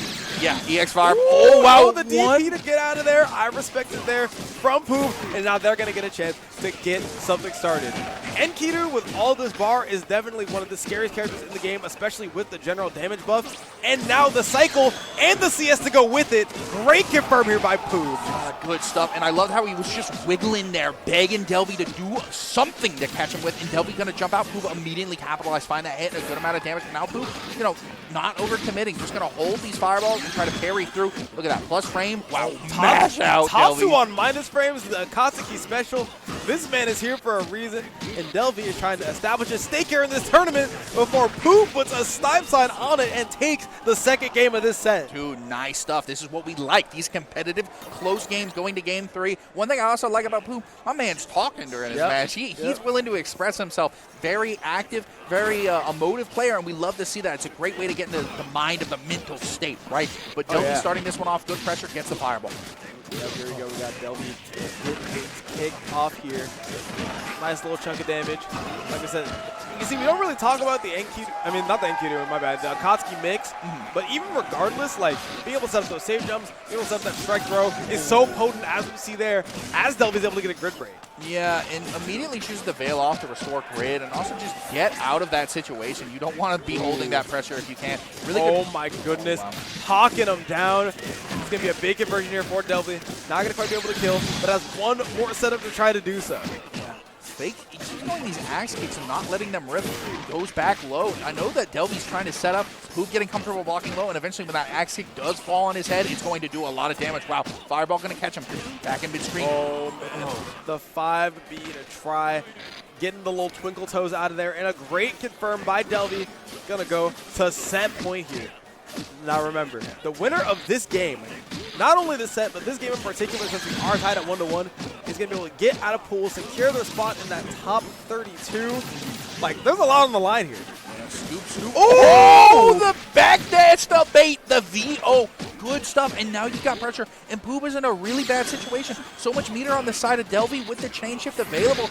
Not going to win this next grid, though. Chooses not to spend it before. Yeah, like, I mean, that VO was crazy coming out. It's like that was a crazy bail off from Poob. There's even crazier bait from Delvey. So they might be able to close it out here. They're going to get meter. Nope. Alexi for one more mix-up. And gets the reaction on the green shield. And Delvey is going to take that 2-1 and punch their ticket out of pool. Yeah, guaranteed. Going to go ahead and set yourself up for success. We love to see it. And I believe that means Delvey is going to play against Masoma here. Yep. So that's going to be a fun matchup. Here's your reward. You play against one of the best people in this bracket. Yeah, like, right. Congratulations, man. Now you gotta really test your might. Yeah, you earned it. Now you gotta earn it. Like, you gotta work for this. But you did guarantee punch your ticket out on loser side, so you got that. But hopefully, let's see if he can change his fate. Maybe if he can upset the seeding and walk away out of here on the winner's side. I'd be curious to see that. But of course, not going to be the end of Poob. Going down to the loser side, definitely kind of expected to make it out of this one. So I have faith in my man. I'll see if he's able to do it. But there are still killers down there lurking around every corner trying to take advantage of you. I mean, to be honest, though, we saw some really incredible play and some really just incredible baits, really good utilization of a lot of the guard point, a lot of the parrying mechanics that Enkidu offers. Yeah. So, when you have the mastery of a character like that, seeing you get out of pools, even in a bracket that's stacked like this, honestly, I can't really count him out any means. Oh, yeah, absolutely. You have so many options in this, and there are so many good players that you just can't think everybody's not a threat, right? Maybe your first round, if you're a top player, maybe your first round or two, you can go, I probably got this. After that, though, it starts tightening it up real quick, and you get to a point where you just can't take for granted the person sitting across from you. Yeah, but you got to make sure that you are in it to win it in every single game. Can't go for the random select that you might not have wanted. Absolutely. Can't go for the crazy combos. You just got to make sure that everything is tournament ready by the time you get to this point in the bracket. Absolutely. Because that's when, it's like people always talk about, you need to win this many sets to get out. And, from an initial glance, it usually doesn't sound like too much. Like, I only need to win 8 sets to win a major. All right, I can do that. That's simple. Easy. But with each one, you can expect your next match to double, if not get exponentially harder in difficulty. Oh, yeah. Which makes winning these types of big brackets that much more impressive. Exactly. It might be simple on the... I was thinking about that with I'm playing X-Herd a little bit later on. I was thinking, I win 3 matches in a row. I'm top 8. Easy does it. Nah, it ain't that simple, bro. Yeah. You got killers looking around every single step of that bracket. Every win you make, you're going to be granted against somebody just that much better, that much more skilled, that much more knowledgeable. And you got to work. You got to earn it. You want to earn it, right? Yeah, it's earn it. These players must, but but that's the best part about qualifying for the winner's side, like Delvey did, is while you do, like you said, you do want to get out on the winner's side. That definitely does help a bit, but getting out at all, great achievement. I mean, the concentration of talent to entrance, especially at this tournament, is just so ridiculous. Unity 2 at this tournament is considered still a tier 2 event on Wikipedia. Yeah. So it's not really a super DevDome major, something an Arc World Tour qualifier basically. Yeah. But we're a step down, and there's only 90 people in this bracket. Yeah. Oh yeah. So when you have a talent pool to justify that type of ranking, even with this few players, every match, you got to go in there gritting your teeth. Yeah, absolutely. You know, it may not be the widest bracket in the world, but when I tell you it is dense, it's a kiddie pool that's as deep as the Marianas. You know what I mean? Like we ain't wide, but we are stacked here, and that's part of what makes this scene. Texas really likes its uni. There are a lot of really strong Texas players across the state. Of course, I'm excited to see Silent, aka Jack Ingoff, a little later on in this bracket. That dude is cold, and he's been a uni player for a long time. Won the Evo community bracket, I think, last year for uni. I mean, just a good player. I'm excited to see him a little bit later on, but I'm also excited to see Lotus making a return against, I believe that is Emblumm. Yes, Emblumm coming back out here. I don't think that we've seen this match yet. I was swearing we did, but you know what? Maybe my mind's playing tricks on me here. Nice and early in the never mind, it is 2 o'clock as I just saw. But, you know, regardless, we are going to see the Gordeau. I don't think this is real. I think that this is... No, I see him talking. Surely they're just checking buttons. They are. This is one... this is one heck of a button check. Well, this is a crazy sequence to go for the button check. Good pressure. I'm going to assume this is real. This might be real. I mean, you know, worth 4.7. They could be friends. Just as real as the wings that Red Bull gives you. Exactly. Shout out Red Bull. Sponsored this event. Plenty of them by there. You see the fridge already. Oh, this is real. All right, we just saw it. A nice little close up there from Lotus then. Yeah, back half, and now Emblumm's going to go ahead and start this off. Emblumm, on stream, he gets that passive buff. You know about him. Good stuff so far. Gets the knockdown. Setting up the snap, but throws beforehand. Really, really good mix, and now you got to be locked down, and you got to hold a bunch of pressure. And he's got the crowd pleaser Vorpal trait, man. Like, the moment that he is on this stage, he's a man possessed, is able to just come out here and close things out. Like, look at that. If you got that conversion, I would have popped off so hard. That would have been sick. Yeah, like I saw you he tried to go for the dash thrust. Like, I mean, I know you saw it because he got the 6-2-3. Yeah. Tried to go for the dash thrust. Isn't quite able to get it. And now Lotus is trying to go ahead and make use of the snowbally nature of Gordeau to try and close it out in what would be an incredible comeback here. Triple overhead. Snag. Ooh, the reset. This is looking even more possible with each hit here. Yeah. Is Lotus going to be able to close this one out? Oh, knockdown, chain shifts to cash out. Wow, you can infinite worth. This is death. No, look at it. You got to live nope. with it. Oh, my God. You died. The minimum scaling changes make it so that is ever more potent, and Lotus is going to take that game the vengeance here. Dude, Emblumm unfortunately wasn't able to close it out. Was in such a good position in that second game. But hey, that is what it is. You got to hold that. And now you're going into game 2. You've got to win 2 more straight to win this one. Lotus just got to cash out for 1 more, and already he's doing pretty good, getting a lot of good hits. Oh, snags him. Ace him out of the shield, and now Emblumm is sitting here, has to block Gordeau pressure with no semblance of shield. Finally gets it back now, and you got to be real careful with it. Oh, good knockdown. Gets the overhead, and we're going into a good pressure sequence. Runs up. Ooh, throw him off, but goes for the command grab. Bold. Oh. Pressure, resetting, just using those long-range buttons, make it hard for Emblumm. Ooh, wow. The gold throw, that's push-ups, Emblumm. Gets another ace him, and follows the rules of thirds to perfection, but isn't able to close it out there. Yeah, gets the 2B, and is able to close it out there with a nice low confirm, and now we are looking at a set point here for Lotus. Dude, the sun must be rising. That Vorpal trade on the stream is not working out very well, but Emblumm still has a lot of time to come back. He's going to have to win these next 2 rounds in a row to have a chance. It's a tough ask, especially against a player like Lotus, who goes ahead and nets knockdown, but gets clipped on the back half. Oh, man. Oh, that drop could be huge for Emblumm, though. When you're dropping like that, you got to be so careful of things like that VO. Oh, wow, catches him. I like that, though. Really good whip punish. Yeah. Oh, this is going to do so much damage. Look at that. 3.5K off the dome. Oh! We already know this punch is going to be huge. Gets the increase. 6C. And back dash the DP. Oh, the reset! But drops the combo. This could be huge here for Emblumm. This is Emblumm's one chance. A pixel on the tournament life here. And Lotus not going to buy it. Catches him. No! But drops the combo! Oh, God. Infinite worth, come on. You need to get a hit. You need to cash out. Backdash trying to bait him. Oh! They thought they were going to have the chance. I saw the vision, but Lotus is going to be able to close it out, move on to loser semis. Great performance out here from Emblumm. Wasn't quite able to pick that one up, but honestly, it's like a very good performance to be proud of. I'd be proud of that one for sure. Entertaining matches and had a great stream run. I mean, literally, won multiple matches on stream. Good stuff. Fortunately, wasn't able to close it out. I like the vision at the end there. Try to use the snap, the orb to set up, but Gordeau was still within range to clip you with a button, and it just barely didn't work out. And that's the, when you're stressful, when you're on that low pixel, you drop combos, you miss stuff, you're stressing. He had that low, could have killed off of it, but boy, this game is easier said than done sometimes. Yeah, it's like, I mean, you have to be so mindful of so many different things at once. And, if you're missing out on just one of them and your opponent isn't, they're able to capitalize on that and definitely take you for a ride. Absolutely, absolutely. Congratulations to Emblumm for the placement, but we are going to see Lotus here on it's like we're going to see him getting out, I believe. Yeah, that one was the qualifier. Perfect. We got word here from Star GG. Always going to shout out to that. Going to get on the loser side is Lotus. Barely not able to make it out, but we are going to see.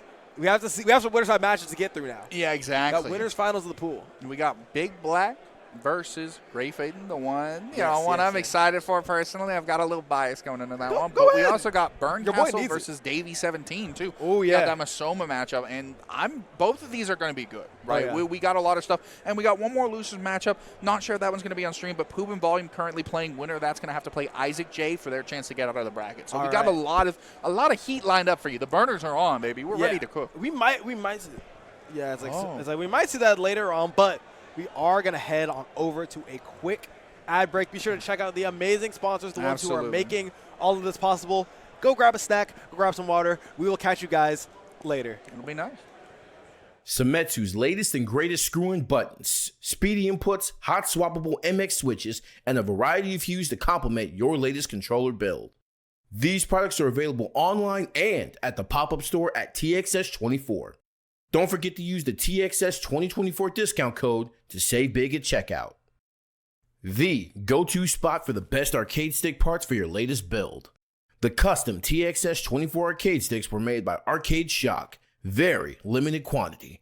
All done with Formation, Arcade Shock Stick Customizer, on their website. Make sure to take advantage of their discount code this weekend using code TXS2024 and bank in on some huge savings over at their pop-up store located just outside the main ballroom. Take control with the Hitbox and the Cross-Up from Hitbox Arcade, the leader of innovative arcade controllers. Select your option at hitboxarcade.com/TXS24. Come check out the Mission Control of Post Oak Fight Club, home to the wonderful partnership between Texas Showdown and Post Oak Ice House, and bringing another local for FGC enthusiasts to gather weekly. We're pleased to have Post Oak Ice House as our local sponsor for 2024 and being the host for this year's official TXS Welcome Party. Located just 8 minutes away from the Royal Sonesta, be sure to check them out this weekend. Don't miss out on this year's run of limited edition merchandise commemorating the 2024 event. We've delved further into space and are proud to unveil the apparel lineup. Quantities are limited, so don't go 0-2 on repping the premier Texas tournament this year. Visit us just outside the main ballroom in the pre-function area, across from the Arcade Shock booth.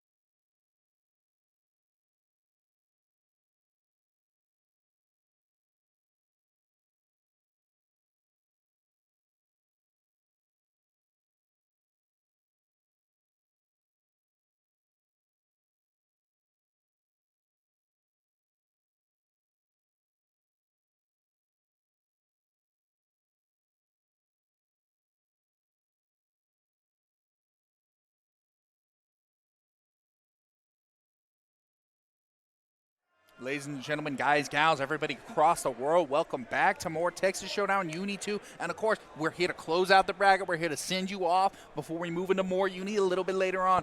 But we got a couple of awesome matches before. Of course, I am Tournament Locator's very own Cicada, joined by a legend from the Bay Area himself, Avian. How you doing, brother? I am doing outstanding. I hope that you went out, got your snacks, got your water. You already know we're hydrated over here in the booth because we're going to need it for the crazy matches we got going on here. Going to get things kicked off.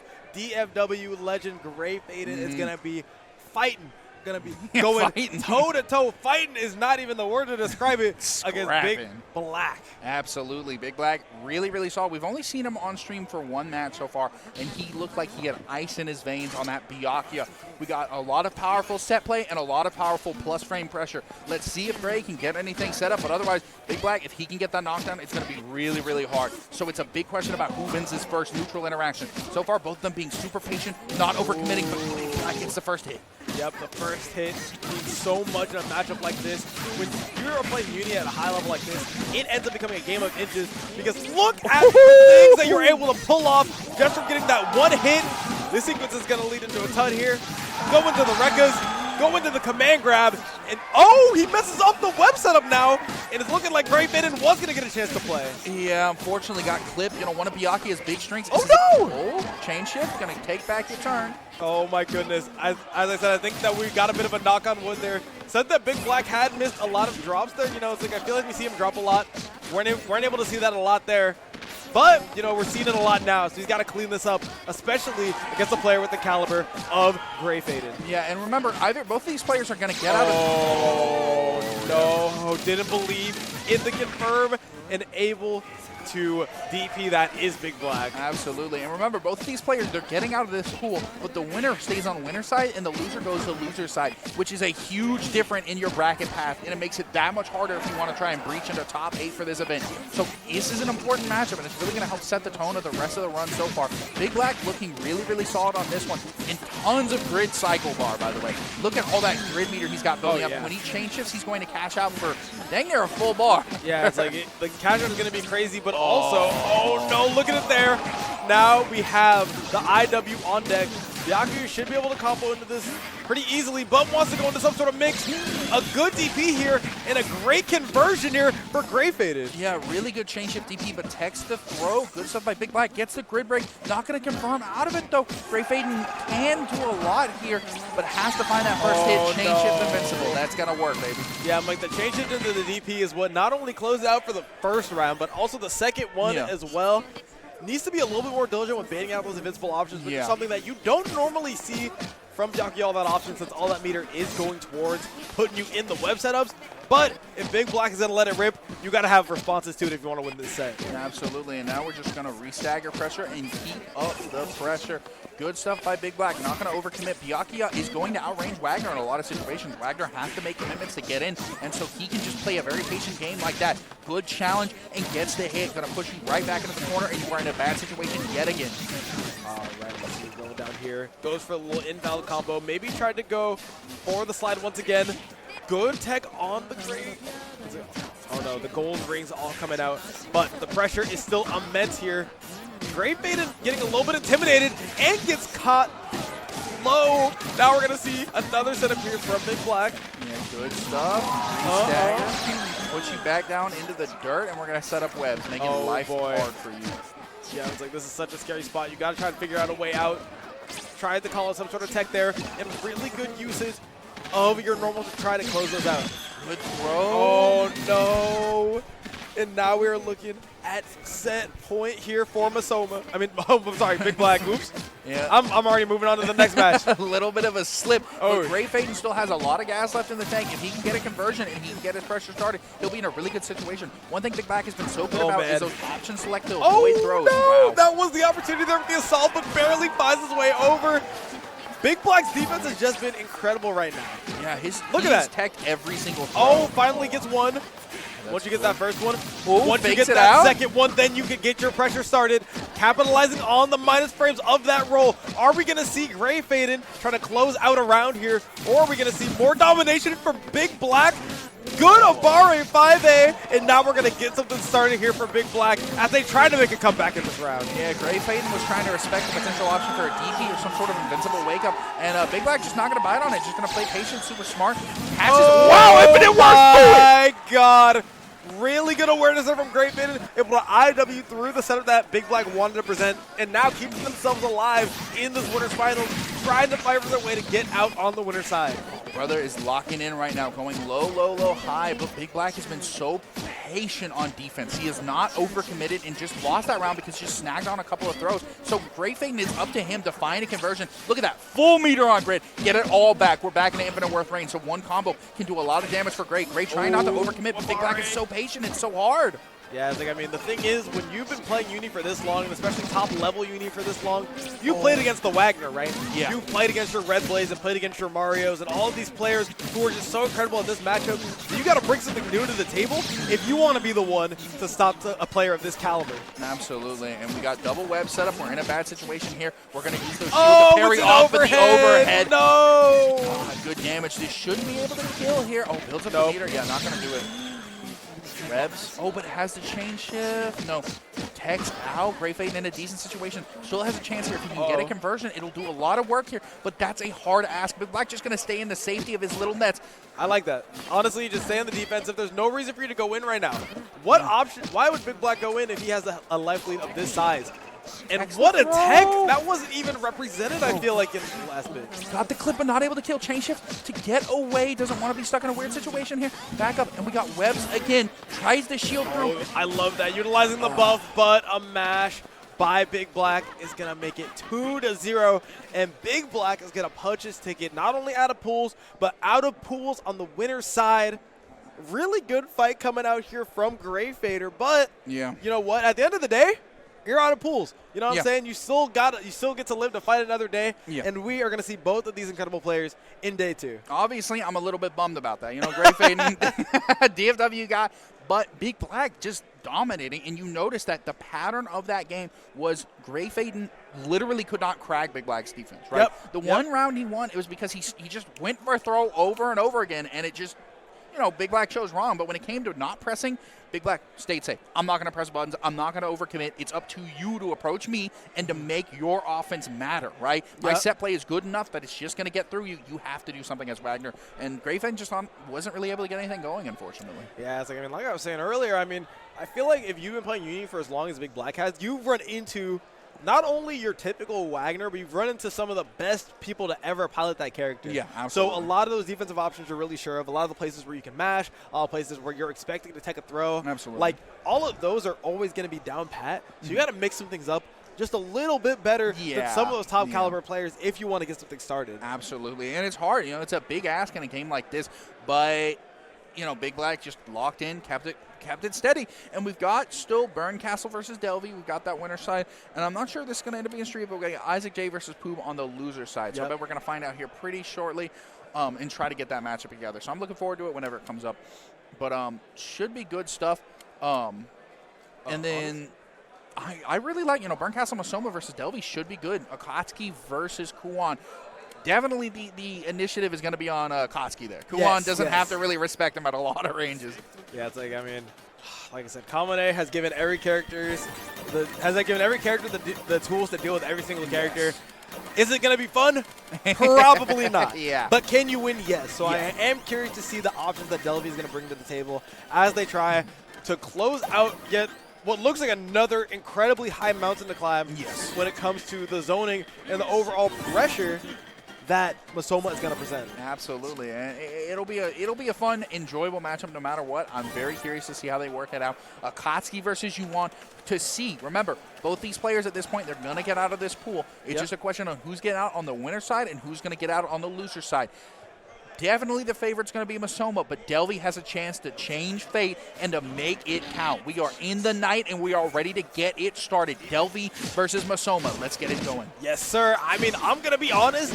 I feel like we haven't seen Delvey all that much, but that's just because they haven't gotten their screen time on the stage yet. They're able to take a really convincing winner semis to get here to the losers finals. So counting them out would be a pretty stupid idea on any of our parts when it comes to either production or when it comes to the people in the chat. So. Absolutely, but so far Bernkastel, aka Masoma, is doing a good job of keeping Delvey from really getting anything started in the corner against Kuon. It can be really, really rough, and he can cover so many different aspects of the screen.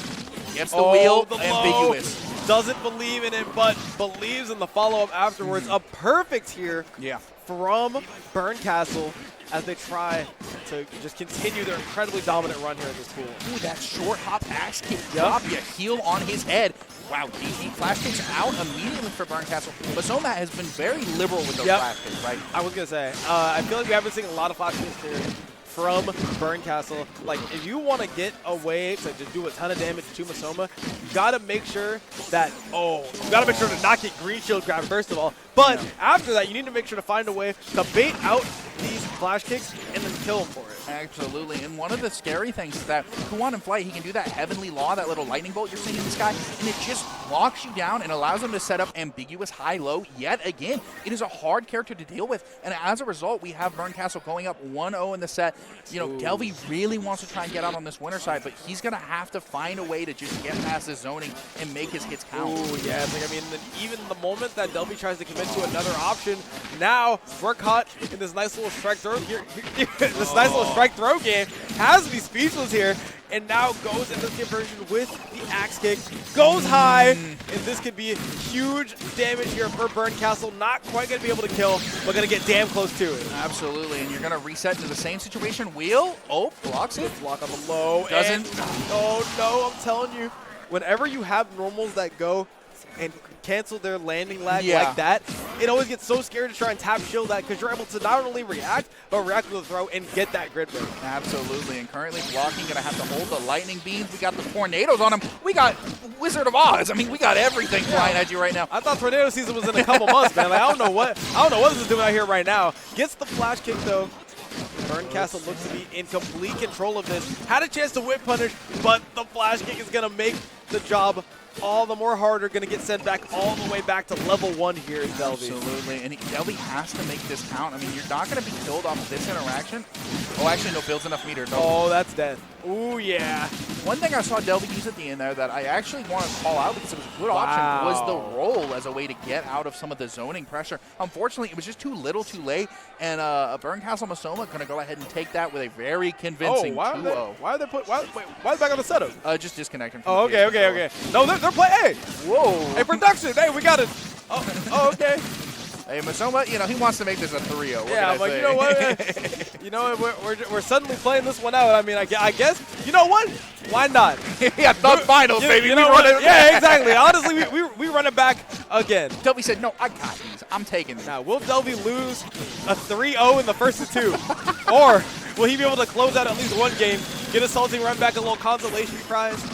Put that he took a game against Masoma on his Twitter, but it's looking like Masoma is he's going too ham right now. Oh my goodness, this is not gonna quite be able to kill. I like the forward tech, but the throw. Production, get out there. Don't let it happen to him, Phil. Don't let him lose the 3-0 in a first of 2. Throw the damn towel. Please. Where's the coach, man? He's like the other direction. Oh my goodness, what is going on here, ref? Stop this! Stop. What's happening? The tornado takes the throw, though. Delvey's going to try and go in. If he wins, imagine he makes the run back, the 3-2. We got to tell him, though, you lost this episode. That would be so bad if he finds a way to get the reverse sweep. And all of a sudden we got production tap him on the shoulder and is like, I'm sorry. Yeah, I don't know how to tell you this. But none of those 3 games counted. Okay, gotcha. All right, this is supposed to be. So we actually got an issue on the other side then because we got the 2-0. And this is supposed to be a 3-0 then, apparently. Interesting. Good pressure. Goes for the Tatsu then. So Delvey might actually have a chance. Yeah, Delvey could realistically, getting things started with that round, bring things back, and run it all the way back, which would be an incredible comeback against a player like Masoma. Gotcha. So that's an interesting thing I didn't realize. So these finals for these pools are going to be best of 5. Wait, but we didn't see that on the last one, though. I feel like on the last one it was for sure only a 2-0. Yeah, they're playing the rest off. Oh, okay. And then this one, we got the full thing going. Masoma now going to go ahead and take this round and looking in a very comfortable position to go ahead and close it out and sign us off for the matchup. Float. Oh, the overhead. No. Oh, good pressure. Yeah, this should kill here. Honestly, just go Oh no, he wanted to get fancy with it, but the throw is going to close it out. Yeah. And not only going to close out our block, but going to close out the winner's run here for Delvey, as Masoma is going to go on and continue their winners just torment. I don't know what else to describe it but torment. These guys have been able to perform so well going into this. Absolutely. No, Masoma's he's been on it. I mean, there's nothing you can say about it. Every match he's won, 2-0, 2-0, 2-0, 3-0. Everything we've seen, he is really, really committed and really, really a strong player. Definitely a favorite to win this tournament, and I'm excited to see what's going on. But what I can say for sure is this will be the last of us for right now on this block. It has been an absolute pleasure, Avian, to be here with you, my man. It's been a genuine pleasure to watch all this uni and see all this talent playing. But, hey, you're going to have more uni, so stay tuned. But for us, I think this will be all. You got anything to say? Nah, I mean, you see the Twitters down here. Follow both of us. I know he's funny as hell, so be sure to get on that. I'm down here at Avian FGC. We got at Cicada Prince over here. But this is us. This is it for us for now. I know that you're going to come back, and I know I'm back for the long haul. So, got plenty more from us later on. But for this block, this is Avian and Cicada signing out. Be sure to stick around for even more uni action. Amen. Quanba's latest iteration improving a very short travel distance for a push button. KS is short for Snap In, Short Throw. These products are available online and at the pop-up store at TXS24. Don't forget to use the TXS2024 discount code to save big at checkout. Enter Arcade Shock's all-in-one customization service. We're proud to have our beautiful TXS 2024 Orie Fighting Stick Alpha Arcade Stick customized completely via this service. Enhance your next controller build with the customized stick top artwork, push button artwork, underprint artwork, and even side panel prints. Don't forget to use the TXS 2024 discount code to save big at checkout. If you're a fan of scale, statue, model kit, and anime figures, Big Bad Toy Store has it all. The pile of loot gives you the ultimate flexibility when shipping your items. Now, any shipment you release will ship for $4. No minimum, no maximum. Be sure to check out their latest offerings often. You might find your latest addition to the collection up for order. All games in the TXS24 lineup have Matcherino support.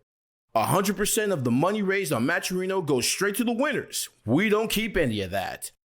Make use out of the free coupon codes as well and support your favorite scene this weekend. You've seen them, you love them. Spiff is back this year vending at Texas Showdown 2024. We're blessed to have them as a local vendor. Be sure to use code TXS24 and save 10% off in your cart at checkout. Come check out their newest apparel drops for 2024 at their on-site booth in the pre-function area just outside the main ballroom.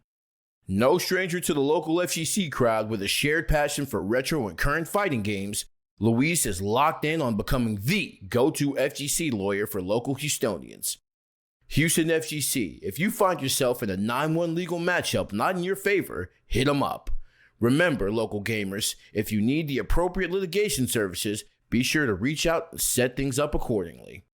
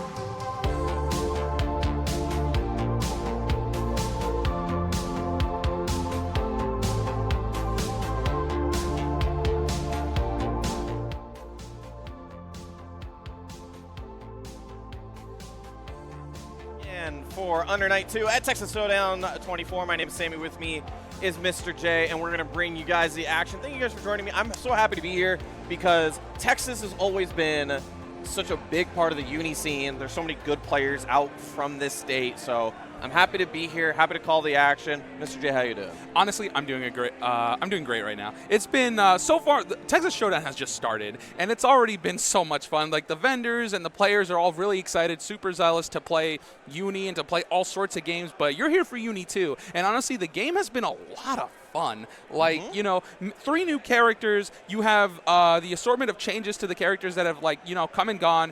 And honestly, you couldn't really ask for much more at this point. Yeah, I honestly, like, for what we've been going through, seeing the developments of the game as we're going along with the little changes that we've gotten from the previous version, I can't be happier. And honestly, like, I feel like it's one of those games that's going to develop more as we're going to go along. As we're getting to EVO, it's going to just get a little bit more and more interesting. How people develop, how they use specific new mechanics, even just like having more meter. It's added a lot of player expression, I think, that wasn't available in the previous game. A lot of people were kind of playing the way that they thought was the best version of how to play the game. Now it's a lot like, okay, now we're playing the way that we want to play the game. And it's super cool. And I'm expecting to see a lot of it today. Every time I'm going to a tournament, I know it's like, we're technically only like 4 months in. But like, every time I've been at a tournament, that's the thing I've been looking for. How are people exploring the mechanics of the game? How do they envision the way that they're supposed to be playing it, and how we're going to be moving on through this bracket? It's going to be a good one. I think that when we get it said and done, you're just going to see some great Uni action. Absolutely. And again, it's just, you know, we're still exploring the game. Like, Uni 2 literally came around the same week that Tekken 8 came out. Yeah, it's crazy. Yeah, so, like, the game's pretty fresh. And so we're still figuring out where we want to go with this game. Like, you know, people have already, you know, made their lines across the sand, decided who they want to play and how they want to do it. But the games have been very exciting. Obviously, like, with everything that's going on, you just really get a sense or an idea that eventually things are kind of wild already. I expect them to percolate. And the games themselves, like, they kind of tell their story on their own. Sometimes we don't even need to talk about it because, like, you're just seeing it. Sometimes it's just a mopping. And other times it's just like, man, low shield really getting punished. And that's it. And then it just goes like that. So thank you guys so much for joining us for some more pools for Uni 2. And I think we're going to get this next match underway pretty soon, right? Yeah, pretty soon. What is the thing you're looking forward to? Like, when you watch these games, what are you looking at? Honestly, I like to see how people react on defense, like how shield is implemented. Because, you know, holding down back is like a common trend in most 2D fighters, but the shield mechanic just gives us an entire unique idea. And we are going to start with jagging off and Dro? Dr. O, we'll call it Dro for now, yeah. But Jack versus Dro, going in with a Phonon. You expect Jack to go quite far in this tournament. One of the best players in the United States, still rocking the Phonon ever since the character came out, and pretty much the hallmark player for this character in the United States. Yeah, jagging off, kind of looking like the lion tamer here. Dro's kind of just flopping right now, not getting a chance to play the game, just wondering, like, hey, you do realize I bought a stick, right? Like, I can push buttons too, let me. I love choosing to use the IW there. You don't want to spend the 200 meter, but the fact that it's 1, Akatsuki, and 2, he did have Warpole, it's a good decision to just get the round and move on to the next one. Great conversion, though, here from the air. Absolutely, and you saw that Dro got really aggressive, wanted to absolutely play. Went deep peach, used a fireball, and but it's going to get punished. Phonon having such a great placement for their normals and just being able to basically not let Dro play safely from a certain distance. Yeah, jump back to make sure we catch the tag. Using the CS to try to keep your pressure up. Dro's going to win this cycle. So an opportunity, but not before getting hit by the overhead. And with 200, not even going to need it. That's going to be a quick first game for Jack. Man, like, what kind of advice do you even give at that point? It's like, hey, stop getting hit. Like obviously, duh. But like, wow, he just tried to jump assault. Doesn't get anything else off of it. Trying to establish the fireball game, but Jacking just doing a great job of dictating pace. Oh my god. I was like, all right, jump 2C is a good idea there, but then after the counter hit, actually had Jack have more plus frames than his opponent, so was able to get some Oki there. Ah, Nice what shield. a shield. Yeah, that's going to be a punish, and that is going to be really bad. Chain shifting, probably. Yeah, going to kill here. Going to spend the... Yeah. It's going to be close. There Oh, he no, is. never mind. Never mind, we're all done. I'm still like, the IW scaling, like, I need to get it in my head or something, because it's always like, it always is a little bit more than I expect. Oh, what a challenge with the startup of 2A, but not finishing their food. Getting another conversion, though, the American reset. Spending some of this meter into the grab. What's the follow-up? Rolls out of the corner, takes positioning, gets the hit as well, has cycle. So we're going to see Jack going to try to win the cycle again. Gets hit by the frame trap. Clipping their feet. Akatsuki's shoes are mad scuffed right now. Like, the lows have been giving Jagging so much to go off of. Yeah, a lot of blocks on the side. Yeah, Jack, I like that Jack recognized he wasn't going to win cycle with all of those grid blocks. So just CS, get the meter there. Going to give up the cycle. This is Dro's chance, though. Ooh, gets a jump C. Spend it. Yep, spends the chain. Ah, but again, these throws aren't working out. All the gold techs have been successful for jacking off, but this is Dro's chance for a round. Yeah, might have been able to extend that combo there. Maybe for a kill. Would have been tight. Oh, but gets sniped. chopping. Gonna pick it up.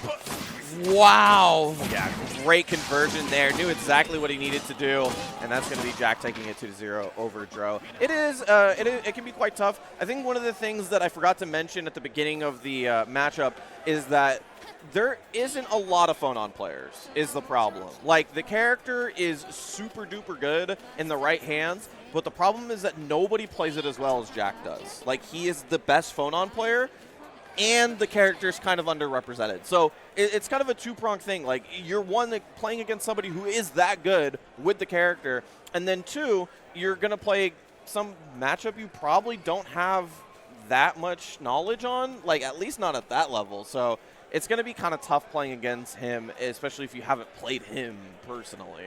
Yeah, definitely one of those things where, like, you know, some of the hybrids in this game are, like, kind of similar. Like, when you think Phonon, you also think, like, Yuzuriha, and you think, like, maybe, like, even Merkava, like, characters that have a lot of range and, like, make things difficult. But, like, especially for Phonon, the low conversions and just having a fireball that's so fast is so obnoxious. Like, they don't even have to even really do damage. You're just so intent on jump assaulting them is almost impossible, because you can only really effectively do it when you're at, like, a certain angle where, like, you're crouching your 2 Cs, or, like, your Cs are at range, and, like, you're not close enough for that, and you're just going to get bopped and sent right back where you started. Yeah, one of the more unique things about playing against Phonon is the character actually has, like, almost a full screen low. So usually in Uni, there's, like, ranges where you can start walking back away from them. You don't have to down back anymore. For Phonon, it's a little bit more difficult than that. But, you know, that's one of those things I was talking about. Like, if you don't play against the character enough, because she's kind of underrepresented, then you're not actually going to know these sorts of things, or at least not have them burnt into your muscle memory, as opposed to, like, some of the other characters you might play a little bit more often. But that's good stuff. Jack going to move on. Probably issuing for top 8. Honestly, if you don't see him at top 8, something horribly has gone awry. He's just that good of a player. That's a top 8 placer at, like, any tournament in the United States, to be honest, not just Texas Showdown. But it's good in Texas because this scene has always had really, really strong players for Uni. So to see him show up, well, we saw Bernkastel here not too long ago on the stream, I believe, right before this, right before the commercial break. Actually, we had him up on stream, and that's another player that we'll be probably seeing quite a bit. Probably something you'll expect to see at Evo doing pretty well as well. One of that quality of players as we get into this next one here. Most definitely. And of course, guys, gals, check the Red Bull. Just stay hydrated. Really big on, you know, maintaining hydration levels, because there's a lot of people here, and, like, it's not nearly as cold as I thought it was going to be. But that's a good temperature. Yeah, I'm happy. It's solid. And so again, like, please come out to the majors, come out to the locals, support your scenes for any game you're interested in. But we're getting right into this. Orie and Merkava. Merkava, you know, is such a funny character. People are kind of split on where they think this character kind of is in terms of, like, how to engage. But, and immediately, seeing the strength immediately, you talk about range. Merkava has, there's nothing to shy about on this character. Yeah, Orie really likes to play against characters that she gets to outrange with her big sword normals, but characters like Merkava actually get to play outside of that range as well. So it's going to be all about how PapaPesto wants to get in on the Orie rather than sort of playing that outside space and finding their way in. Because, yeah, if given the opportunity, Merkava will be the person to figure out great reactions with the CS into the super. Yeah, and PapaPesto, like, obviously with Thanatos, is so obnoxious to deal with. Like, every character has to respect it. And, like, you're kind of stuck there guessing between the low-high mix-up. And Orie, I just feel, is just a really good jack-of-all-trades character. But here we go, setting up some of the slug people, but not getting anything else off of it, and is going to lose their turn. Yeah, thing I was talking about before, right? There's ranges in which you cannot start walking back from. That is the range for Orie, using that 5A perfectly to catch Nandabread moving backwards. But in the corner, yeah, breaks out with the EX drill. Oh, tried to call out an air move, but not going to find anything. Starting to play a little more patiently. Going to get the air grab and get into the conversion. Yeah, wasn't able to get much more after that, but nice shield from Pesto. Going to win them the cycle for sure. Gets a lot of blocks. Has that 200 on deck. Tried to snipe with the EX thrust. Didn't work out. Sitting back in neutral. Oh, wow. Just ran up the audacity to not even hold, not even dash block. Yeah, I got to admit, I give Brett a lot of credit for that. I think Brett always had that. Yeah, he's laughing like he always had that in mind. The all the way run up, throw, get teched into EX drill. Like, that was always his plan. You know, sometimes being the best thing about a player can be just the unpredictability. And you saw the assault, thought the grab was cunning, is going to get punished immediately, going to get some of the meter and the corner. Running all the way up, just a classic meaty 5A, nice and simple. Oh, hold it. Jump did not feel comfortable in that situation. Gets the grab, though. Nice, gets a punish as well. EX drill, combos, no. Oh, yeah. Don't you hate when that happens? Yeah. Time to throw a little bit too early, unfortunately, with not +2 this time, magically. Usually throws are a little bit safe. Whiff throws are usually a little safer than that. Oh, try to call out an aerial, a grounded move, and throwing fireballs again. Bread not in a rush, going for the dive though. Nothing else, and the slug gonna not be a factor. But here we got another setup chance. Yeah, oh yeah, dropping these combos really hurts, especially Merkava loves putting down EX children, running Oki on you with, you know, other things, putting you in block stun. Oh, gets ahead. Doesn't use any meter on this one. Has the 200, so the next hit will kill if they can combo to IW. Yeah, and definitely something you will learn the hard way. Do not be greedy with your meter. Oh my gosh. Just flail, and flail some more. Drop the combo at the end, but still has 200 meter. Anything goes. Again! Oh my just regular drill? That was still, you still wanted to do it even with red? Honestly, I got hit too. Yeah. Like, because I was like, okay, he just wanted the EX drill on that play. He did regular drill. That's so smart. Anyway, PapaPesto there, I actually wanted to highlight one other thing. Went for the shield on the EX drill punish. If you don't know, if you shield the very last hit of EX drill, you actually can get a really good punish with it. The problem is that it's very, very, very hard. So actually in this version in Uni 2, everybody in the cast can throw EX drill as a punish. And you don't have to go for that shield that we actually had to go for beforehand in the previous version of the game. And it was really hard to punish EX drill. This time, not so much. So I think, you know, feeling himself a little bit. He was like, I'm up 3 rounds. Let me just, you know, try to go for the sneaky punish. Yeah, listen, man. Like you have to understand that. Like when I was talking about like having the idea to not be conditioned, Bread walked to the beat of their own drum. Did not care. It's like I will do regular. I will do EX. I will run up full screen. I don't care about what your 2Bs or 2Cs. I'm gonna hit you, and you better tech this. And it's like.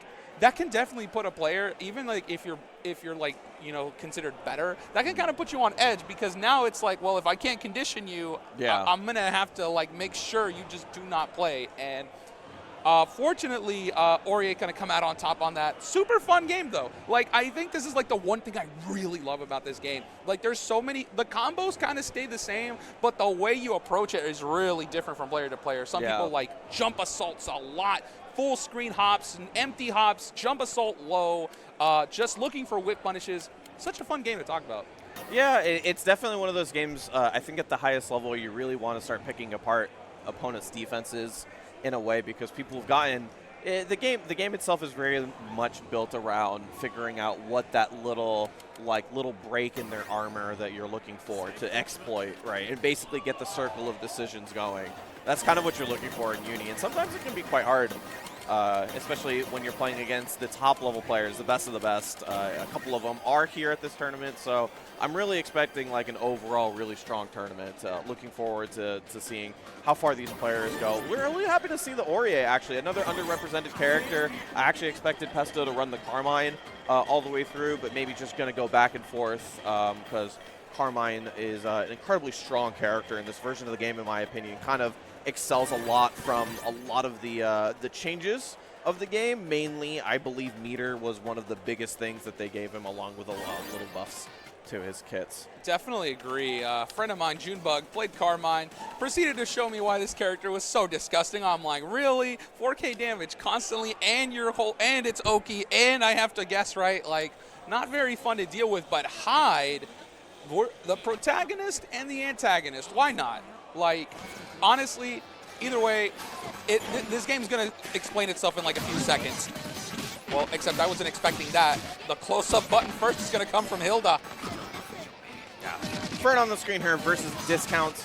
Uno, Fern been showing up really hard. I mean, US has always had a slew of extremely strong Hilda players, and Fern is trying to add themselves to that list. Oh, my gosh. Just Discount. Not getting much of one here. This is going to be it.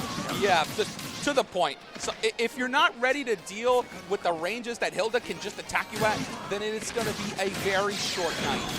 Oh, starts off strong. Yeah, Hyde really wants to get you in the corner. Oof, gonna snipe with the EX Super. Bounce him around. This is Hacky Sack right now. Not going to finish the combo. Tried the jump assault, but it's going to get countered in the air. They are swinging. They are literally just looking for any opportunity to find a clean hit. Fern is able to come off top after that scramble.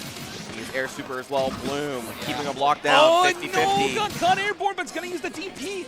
And again, Hyde has such good tools. Going to use the super there to keep their turn going. Watch out for the force function from Hyde, using it a lot to steal back their turn. Interesting choice there. Yeah, I didn't think Fern expected. I don't think either of them expected that they were going to be on that side, especially after the super. Kind of froze both players up. Fern able to take the first one though. Really scrambly from the both of them. Neither of them really want to sit down and block. But nice. Jump assault, not going to get big damage, but it's something. It's good to see. Come here. The problem is that Uno's not getting these knockdowns. The knockdowns for this character are so strong. The reason why this character is so powerful is because once he gets you into the corner, he has a true strike throw mix that is about as deadly for both sides of it. So that's what you want to do. You want to be able to combo off your throw or combo off big hits, plus the chip from his normals make it so scary to just down back the entire time. Yeah, and here, I mean, the play for Hilda is very self-explanatory. Put things on the screen and make sure they don't ever move or come close, ever. And Fern's doing a really good job.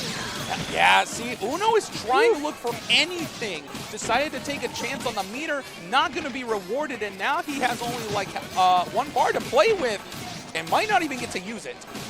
Yeah, I really like that decision from Fern because Hyde's version was basically like, oh, if you do anything on the ground, you get hit by this. And Fern's is, you have to do an extremely hard call out in order to punish me for what I'm doing. A perfecto from Fern. Yeah, really showing off. One of the top players in this pool, in this B pool, so you expect them to go a little bit farther than this. Great stuff. Really like seeing Fern moving on up. Like I said before, Hilda is one of those US characters. We've always had really, really strong Hildas in this country. And Fern's like, I mean, I said Fern's trying to add themselves on the list. I think they're already on that list, like along with you know, a lot of players like Untold Melody, who's been going out to tournaments as well, extremely strong Hilda player. I'm always really interested with the Hilda players because a lot of them worked very, very hard to make this character where she is now. This was not the character that we had 2 versions ago. It was through the efforts of the US Hilda players putting the character together, optimizing routes, getting more damage out of the kit, and really turning this character into the menace that we see today. Yeah, absolutely. And Fern, again, just like strategy kept simple. Like, if Uno wasn't going to come in and try to convert, because like something you mentioned, like Fern did get clipped a few times. Uno found hits, but like he had like 5 and didn't convert to any big knockdowns and no Oki setup. So like it was a matter of time because Fern was not about to drop that. And in that situation, like Uno was very keen on moving, and sometimes you just need to relax a little bit. Just stop. It's not like Hilda can like do anything if you don't allow her to. But like, hey, Fern played the pace, got what he wanted, and is moving on. But it is just winner's bracket, y'all. So yeah, we're just coming along, starting the pool. It's going to be a long weekend for us. It's going to be a lot of players. These players are also going to be playing amongst themselves during their downtime. I don't know if you know, y'all, but like uni players crack out on some games. It is a game that values it for sure.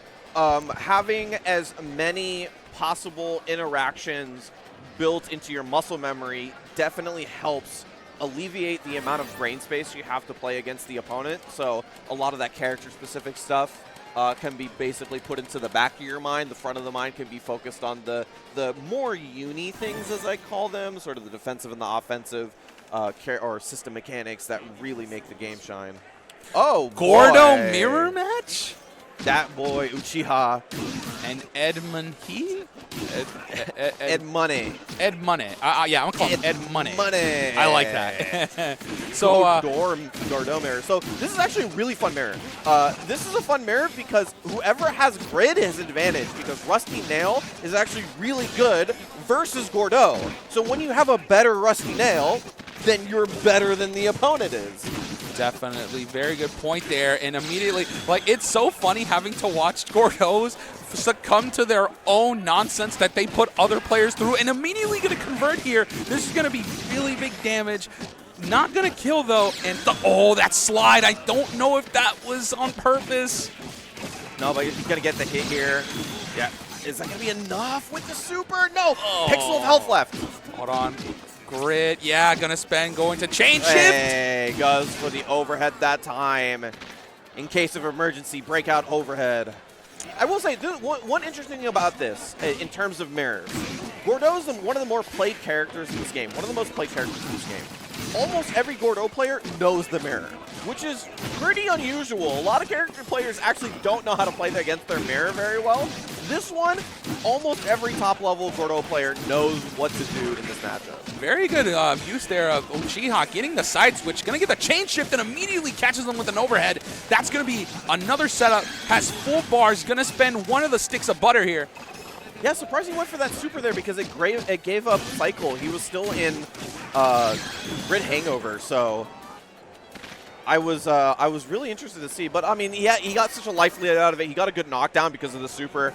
I can understand why he wanted to do that as well. Obviously, made the right decision for himself. Uchiha going to go up 1. All right, Edmonehh looking to cash out on some of that he has in the bank. He's got a chance. Like, he had meter, just didn't get to spend much of it. Money's useless if you don't get to spend it anywhere. And here we go. This is a great start. Going to have the grid, win the grid cycle. All right, Tech 2C. That's the classic. How it has to deal with the whirlpool. Yeah, disarms Edmonehh very well. Just stand in front of them, let them get scared, let them use CS. Another grid cycle victory for Edmonehh. And this you couldn't ask for a better start, the stagger. And that's going to be the first round for Edmonehh. Yeah, just a lot of scrambles because of the drop combos. Uchiha constantly thinking that they have the time to press buttons. But through all of that, basically just took their own life faster. 200 meter on the side of Edmonehh, though. Has an opportunity to play Oki here and just mash it. What a challenge. Because he has 200 meter, the opponent's going to be afraid that Gordeau's going to do one of the supers on Wake Up just like that. So actually instead pressed 2A, thought he could take his turn. Gonna get the slide. The slide will convert into another combo. He's gonna have, yeah, he's gonna get it out to 2 sticks of butter. Gonna use the chain shift. Soda. Yeah, I'm still going to get a lot of meter back because they changed shift beforehand. Basically 150 meter IW. You'll take that to the bank as DatBoyUchiha going to be on set point. Gonna get counter hit there, starting with the 2E, and here we go. Bam, bam, bam. Give me the corner. Oh, yo, Tech 2B. Oh No! No! What was that? No! Just stand still, please! Oh, you're a Gordeau player. How are you not ready to just increase 5C at a moment's notice? I feel so terrible. I don't. That's your character. You should have known. He's going up and coming back down. Oh my gosh. That ain't Kuon. He's gotta play with gravity. That's not my problem. You know what? That was so kind of Gordeau to just, you know, do himself a favor and get hit by his own movie. He's like, oh, I missed? Nah, bro, I got you. I got you.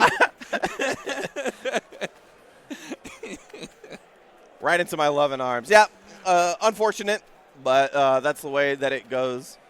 This is a game where interactions are a really big deal. The best players among us have really thought about how the interactions, how many interactions you have, how quality of the interactions you're going to be getting versus the opponent are. And so when you play against really good players, you really have to like think about how many opportunities am I going to get to play offense. So stuff like drop combos and missing the opportunity, like not punishing reversals properly or wake up options properly. A lot of those things end up really hurting you at the end there. And, you know, obviously there's a lot of factors here. Even if you know that specifically, maybe you're trying to go for like, maybe there's like a max damage punish combo on that specifically where he starts with dash C and then it's like super cool, but he timed it a little bit too early because of nerves or maybe trying to get it perfectly, what have you.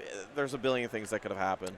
But, yeah, it really hurts when you miss that kind of stuff. Yeah, so it's funny that you mentioned missing that because, like, I think when you get opportunities like that, your brain is not mentally prepared for, like, this is actually going to happen because you're always told most players are not punching bags. They will not give you C starters or medium starters. But, like, that was a chance, and you're just like, wait, hold on. You mean I'm actually going to do max damage? And by the time you realize you've already made a decision and it's too late. And so it's like, every situation is possible. Some are obviously going to happen more often than others. So, like, you prepare for those. But, like, you know, when Fool's Gold drops, hey, pick it up. Because they're not going to be able to pick it all up. Yeah, that's true. It's true.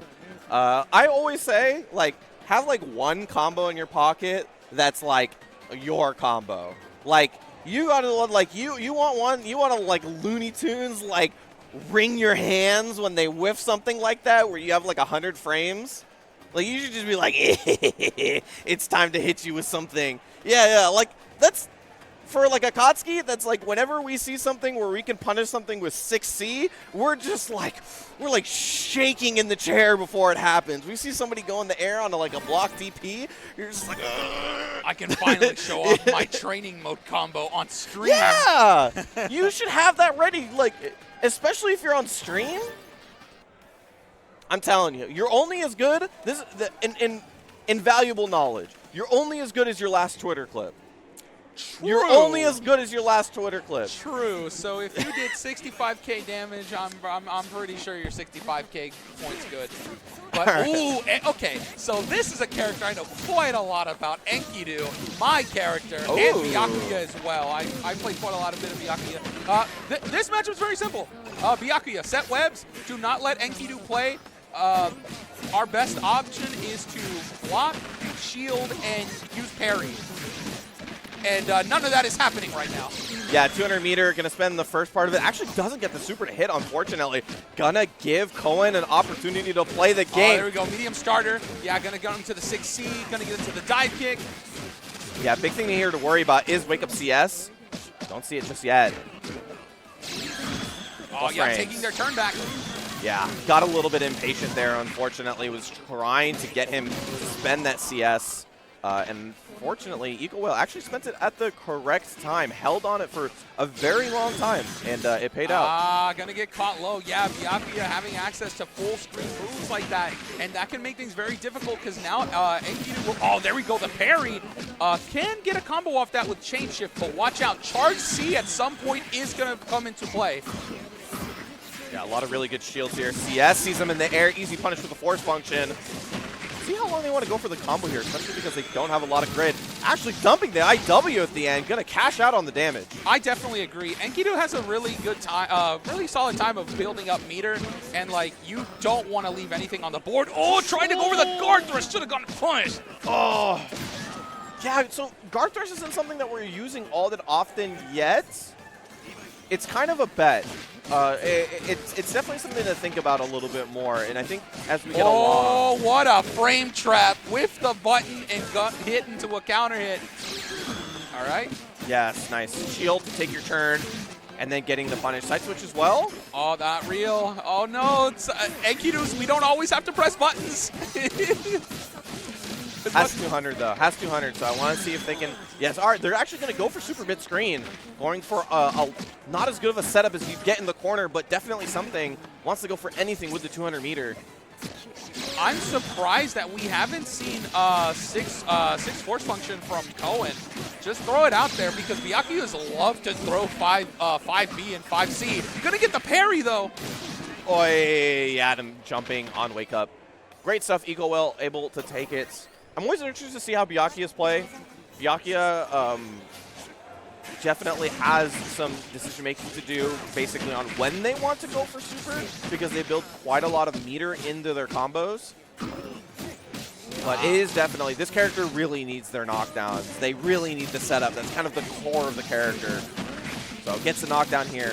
Do they go for the first 100? Yeah. Yes, they do. So there's two schools, right? You either go for it always because you can loop them into one of each other, or you can do it right when you're about like around 80 meter. Oh, wow, went for EX parry. Not really common to use that, but sometimes you gotta throw the whole kitchen sink at him. Don't leave any stone unturned, but gonna get punished for that dive kick. Yeah, anti-air with 2-2-C. That's I didn't expect that honestly, but great option. Gonna do a lot of damage for Byakuya as well. Right. Cycle's almost up, so Kuon's probably going to get it. Oh, there we go. That move, haven't seen a lot of dash C. There we go. Plus frames to the CS. Going to get 100 here. Oh, tried for it. Tried for it. Cheeky. Oh, gets a dive kick, though. Nice. This should... No. No, drops the under. Oh, no. Doesn't matter. Doesn't get the ball punished, though. Yeah, and actually just mashing EX Rekkas. Yeah, he knows. He knows. He's like, yeah, he was mashing that. He was mashing that. I actually timed it. Nope.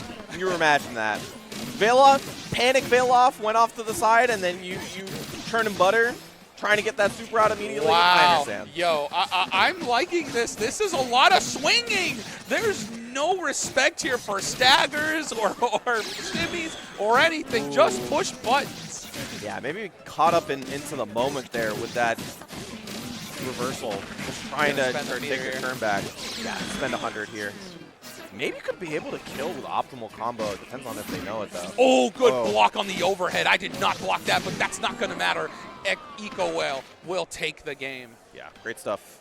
Yeah, so two schools of thought with how you want to spend meter with Byakuya. One of them is that you literally do it as you get it because you get a lot of meter in this game. In this version of the game, you get a little bit more meter than you do in Claire.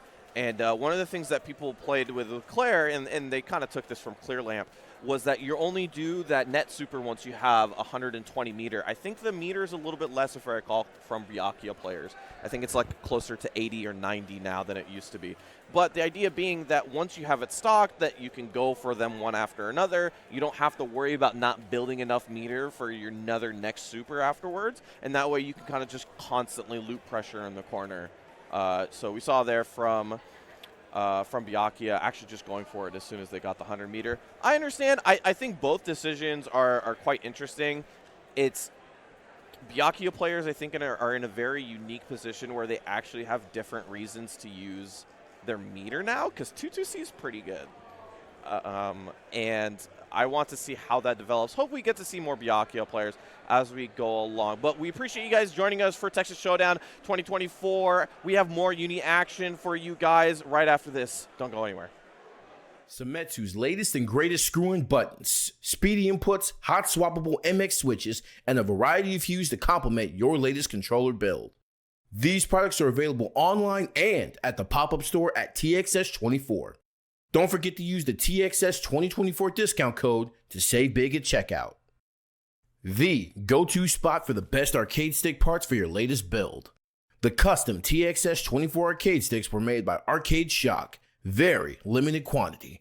All done with Formation, Arcade Shock Stick Customizer, on their website. Make sure to take advantage of their discount code this weekend using code TXS2024 and bank in on some huge savings over at their pop-up store located just outside the main ballroom. Take control with the Hitbox and the Cross-Up from Hitbox Arcade, the leader of innovative arcade controllers. Select your option at hitboxarcade.com/TXS24. Come check out the mission control of Post Oak Fight Club, home to the wonderful partnership between Texas Showdown and Post Oak Ice House and bringing another local for FGC enthusiasts to gather weekly. We're pleased to have Post Oak Ice House as our local sponsor for 2024 and being the host for this year's official TXS welcome party. Located just 8 minutes away from the Royal Sonesta, be sure to check them out this weekend. Don't miss out on this year's run of limited edition merchandise commemorating the 2024 event. We've delved further into space and are proud to unveil the apparel lineup. Quantities are limited, so don't go 0-2 on repping the premier Texas tournament this year. Visit us just outside the main ballroom in the pre-function area, across from the Arcade Shock booth.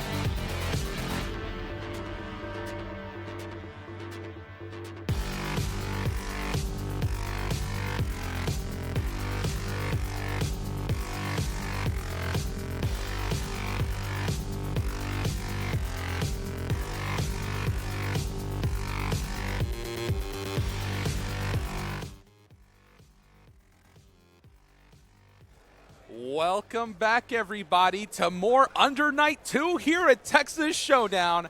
Hope you didn't, stray too far from wherever you're watching from. I'm Mr. J, and I'm, of course, joined by Sammy Fish. How's it going, everybody? Appreciate you guys for joining us for more Uni 2 action. Let them know you're here. We're here.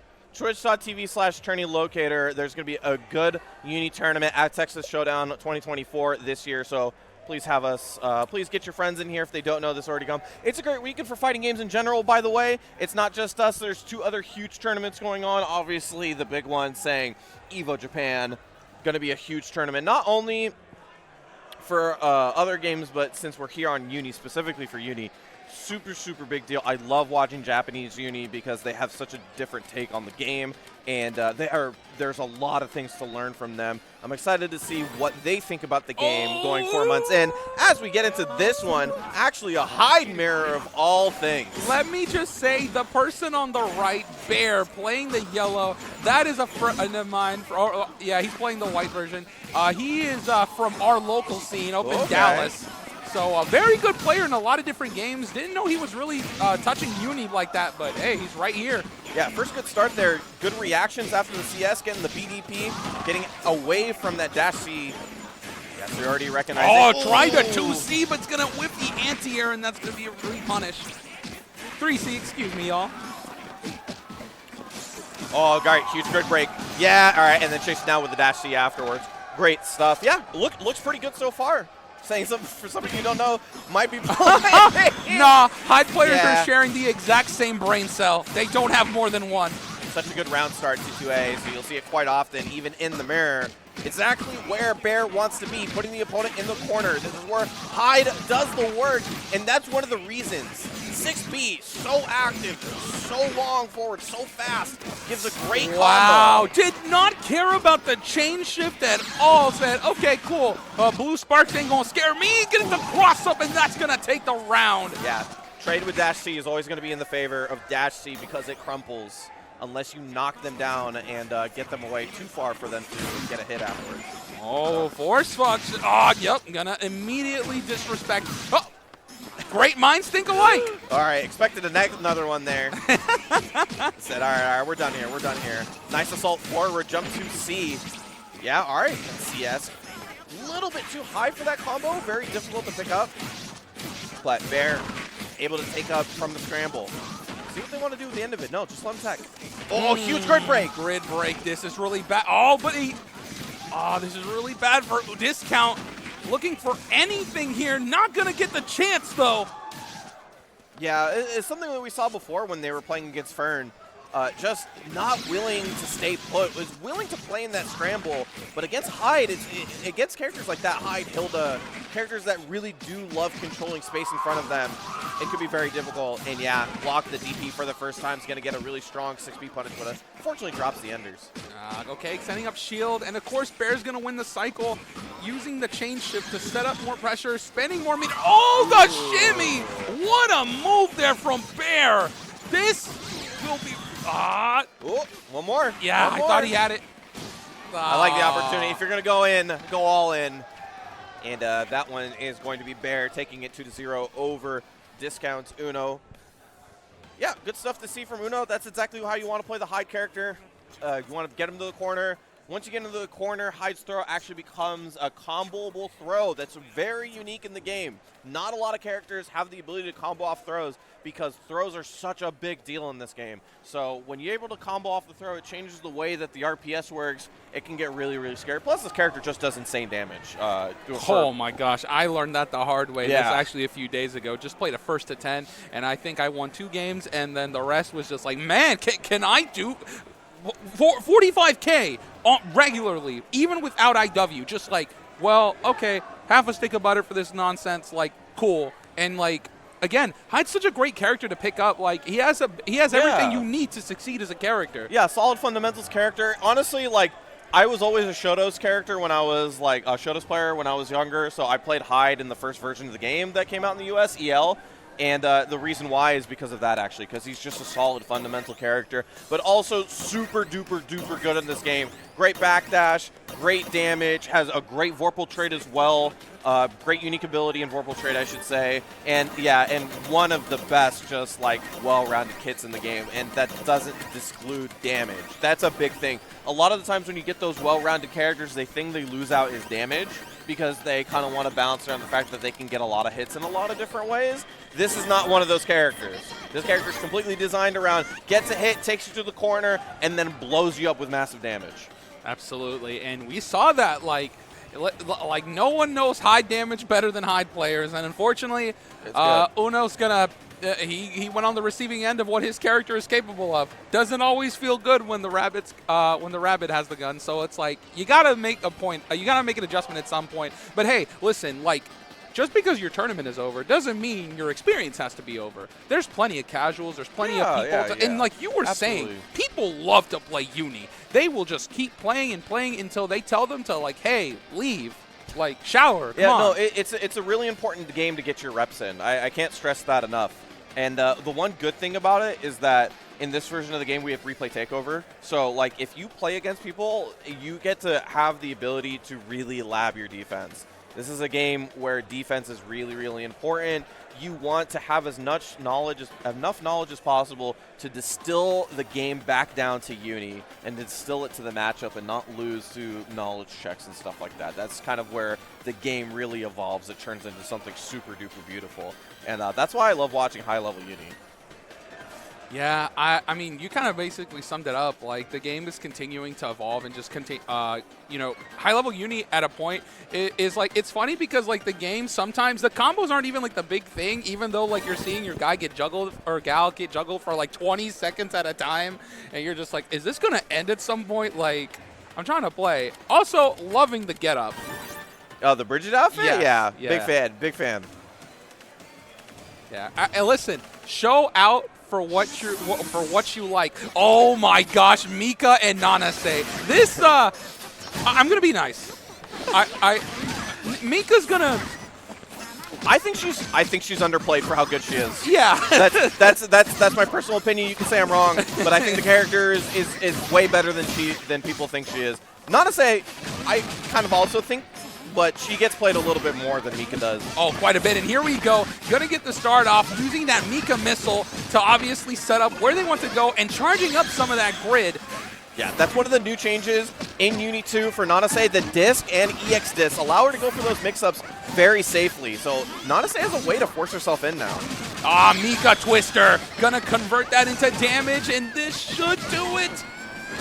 Yeah, able to clean it up. First one goes to Skyblaze here. Taking your time. Oh, gonna get caught low, not even with the cross up. And good start there for Skyblaze. Yeah, all right, gets the throw. Didn't cancel it into anything afterwards. So applying that mix-up early on, usually you see the cancel first. But actually doing the no again? Oh, yeah. Yeah, I think maybe they're just not ready for it, or they're not getting the they're not getting the buffer in. That's the only thing I could think of. All right. 2K able to get started here finally. Time to get Nanase Oki's so good. That is so gross. I got hit by that. I did not block that. Yeah, she's a really strong character, and once you can't get away from the Fireball Oki, gets very scary. Okay, something has to be happening. Like I'm pretty sure they're aware they can do something right after. Like, cause that's like the third time we've been punished for that on block. Oh no, EX just goes the wrong way. Nice. Gonna pick up the combo off here. Does have CS as well, or Vorpal, I should say. Yeah, gonna spend 100. Okay. Oh no, the veil of not gonna get punished fully though. Still has a chance. Yeah, CS. Never mind. Great stuff. Great stuff. Yeah, and you actually see 2K shaking their head a little bit. I think understood that the first game got away from them a little bit, so didn't feel too proud about that one, but came back afterwards. Loved seeing this character. I think she's really good. I think she's really, really good, and I really like that more people are showing up to them. Absolutely, and again, appreciate the personality of our players on stage. Thank you. Oh, there we go. Finally going to cancel it. Going to get the grab, and here we go. Converting into damage. What's the mix-up? Gonna get caught again. 2K not doing okay right now. Yeah, dashing around, takes it back to the corner, actually. Yeah, gonna get another big hit here. Has Whirlpool as well, though. In almost 200, didn't spend anything afterwards, and not even gonna need it. We're gonna go to that next round with 200 meter. Perfecto from Skyblaze. Definitely could have used that round. Definitely a confidence builder. Not gonna get hit by the Frisbee. Whoa. Jump assault again, cross up, damage. There you go. There Art we go. cancels that for the first time into the command grab. Usually you see that first, which is really unique. Usually you want to do that first. No, got caught standing. That's gonna suck. Bam, spending it. Take this and spending all the cash. That can be enough. Is that a double perfect? No, not quite. Oh, no, he took some chip. Boo. Wait a minute. Wait a minute. We do have Vorpal. We do have Vorpal. This isn't over. Oh, the All right. bag dash gonna get caught though by the hitbox. Well done. Yeah, ties it up 1-1. Great stuff. Almost a double perfect. And, No one gets a double perfect on me. and then pulled it out at the last second. Yeah, great stuff. Saw that turnaround from Sky. So we'll see. There are things established in the game from the way that Sky's already been playing. They can play upon it. One of the things that makes Mika pretty scary is that 2 out of 3 is not a lot of time. No, whiffing, gonna get punished for that. 2K quite aware of what they were. Time for the setup. What grid break. This is a terrible situation for Mika right now. Yeah, not being able to shield any of these fireballs or get out of the pressure. Not being able to play this grid Oh, what war. an under-in cross-up. Immediately, Skyblaze is getting his fire put out right now. Oh, yep, very nice. Good defense there, but yeah, gets hit by the dive afterwards. That's a pretty classic one, especially with meter on the side of Nanase. But okay, set point. All right, converting into damage. Blaze needs to find some kind of momentum here. Has not looked right since the start of the third game. And the no cancel. Yeah, That's so interesting. I'm starting to think that maybe it's just not coming out. I can't think of another reason. Because he started doing it again, and my gosh, this is oh no. I think we're a little short. Yeah. Yeah, we're a little short. We're a little short. Gonna need one more. Oh, spinning the off. bell off. Okay. Time to shine.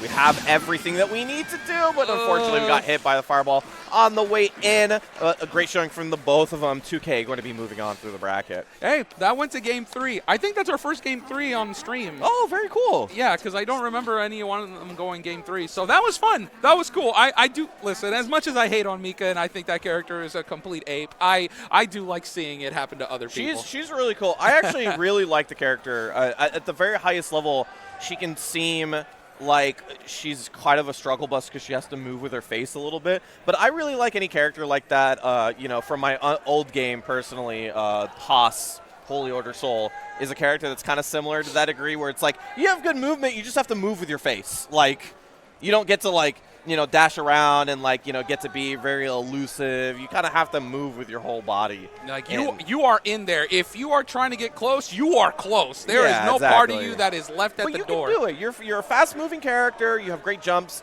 You have air options as well. You can change your air trajectory. There's a lot of good things there. So great stuff. Like seeing it. What was interesting to say, what we were trying to mention before, is that Mika usually, the way that the mix-up goes is that you do stuff like dash B, dash C, and then you cancel it into something afterwards. And then you try to knowledge check them there. And you try to see if they press a button, then you frame trap them. If they don't, gold tech one thing or another. And then you go to not canceling it because they're waiting for the cancel, so that delay in their frame or in their reactions actually what opens that up a little bit more to being safe. It's a little bit interesting. It's a little bit weird to say. It's like in fighting games or in general, like reacting to something not happening is harder than reacting to something happening, if that makes any sense. So that's kind of like the fun part of Uni too, that you can see people get a little bit greedier once they expect things, right? And Uni is very much built around that sort of amount of reaction time. Throws are designed around that reaction time. Overheads are designed around that reaction time. Characters that have standing overheads, usually they're like 20+ frames, reactable for most players. But when you add on a bunch of things to that mental stack that uni players love to talk about, or as we've coined as we've gone along, once you add to that mental stack, it becomes very difficult to sort of keep all of these things in mind. And then that's when cycling the decision of options, the decision, or the circle of options, I should say, becomes very, very important. Absolutely, and like again, you keep breaking down like the idea of like where we want to head with Uni, and like there's so much to think about. You talk about like games that like the term mental stack has been thrown around, especially a lot in the last year. This game has so much of it. Like you get access to a tool that's really great, a great defensive tool in Shield, and then you can also be punished for using your great defensive tool incorrectly. I think like that's definitely one of the great things I love about this game is that like you have a tool for everything, and all of it can be taken away from you if you just throw it nonchalantly. So we're gonna see Byakuya and Akatsuki. So again, we've seen EcoWhale's Byakuya before. I want to see how they want to react to, or how Mantango wants to approach this. And so far, early on, EcoWhale looks like he's going to pick up right where he left off. Yeah, going to spend that super early, as we talked about before when we saw EcoWhale. Willing to spend it on that first 100. Huge grid break, though. Pretty much going to guarantee them another Oki situation afterwards. Oh, no, actually waited until the very end to spend the CS, so. Oh, charging. Yeah, that's an overhead. Doesn't look like it, but it is. And that's going to be huge, and this should be death.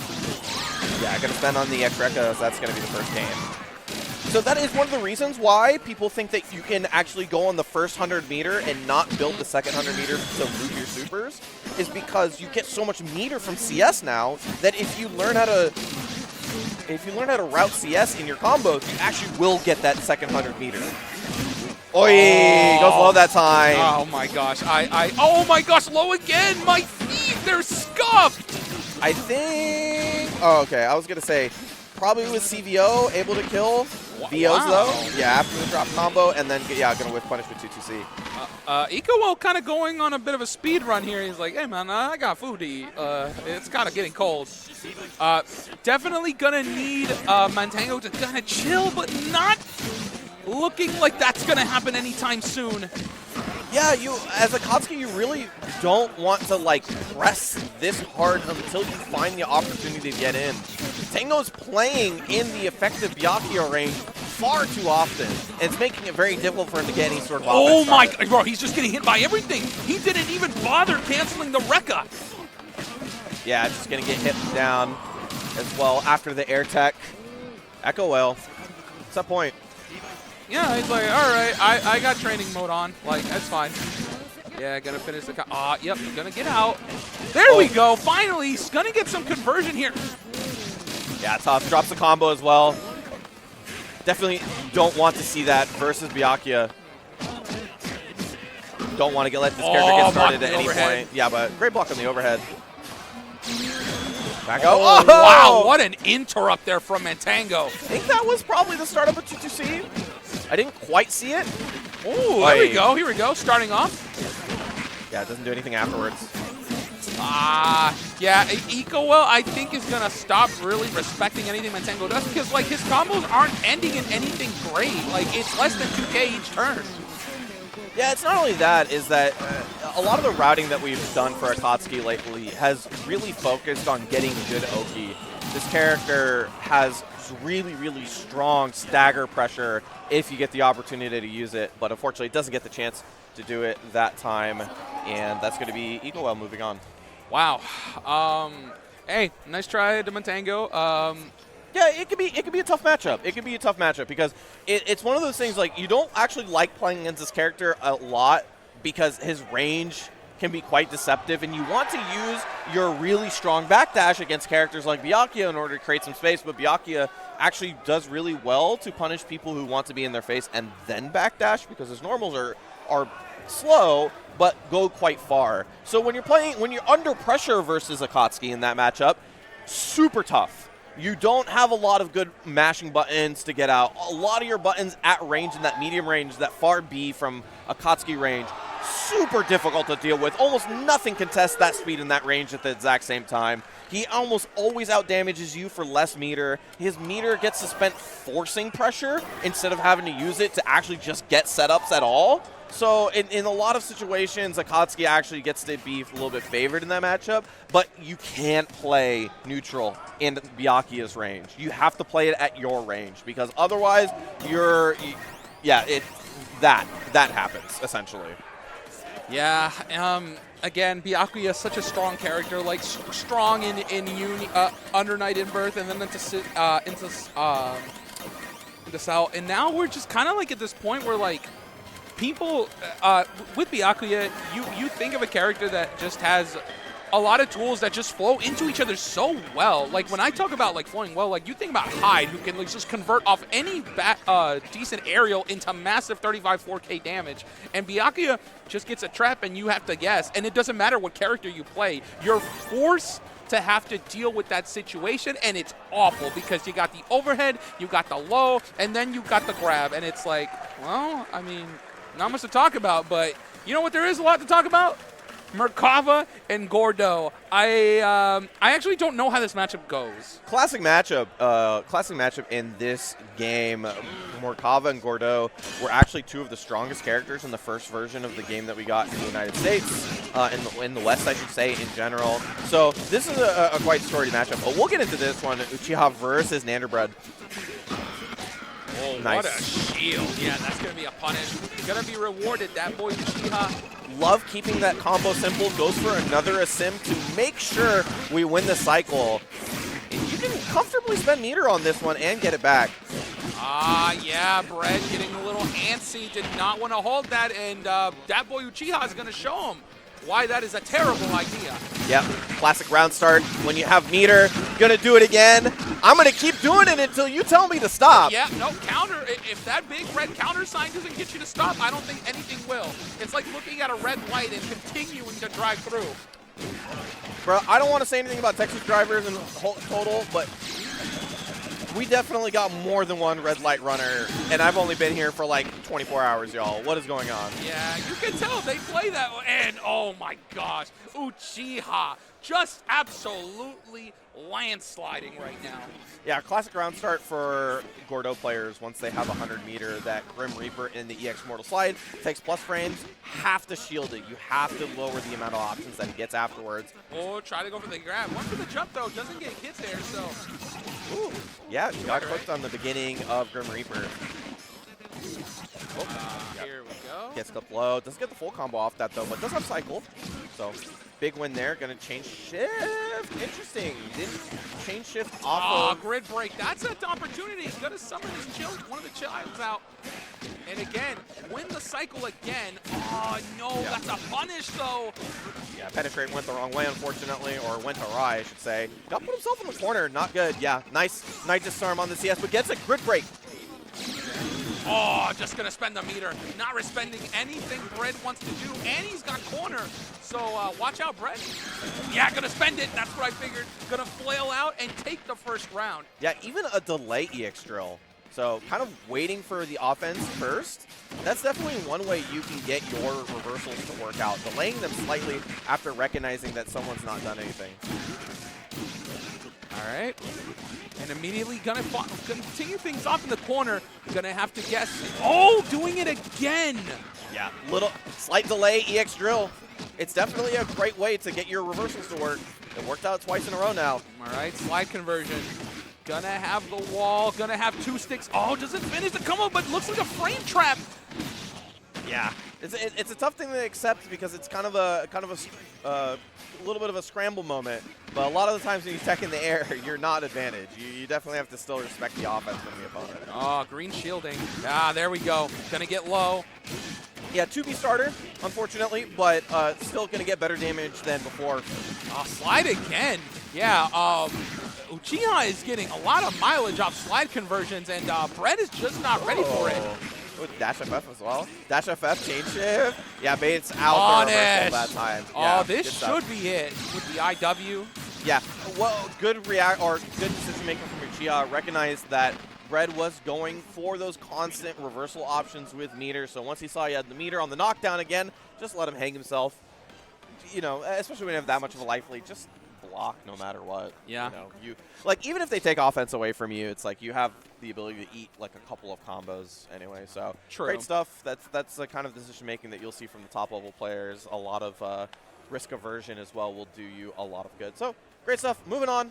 Like what I'm seeing so far, the bracket's been pretty good, and a lot of back and forths, but a lot of blowouts too. I think you kind of expect that from pools, but once we get into like that top 32, top 16 area, you're really going to see what like Texas is all about. So absolutely, yeah, I'm looking forward to it. I mean, the scene is very strong here. So yeah, like, a lot of people are just starting out. Like people seem to forget that the game is continuing to grow. Like the Discord for Under Night 2 alone continues to have people come in and just go into their character Discords, go into the beginner net play chat, and just play. So like when you're seeing things that maybe people aren't doing, it's because they aren't aware yet.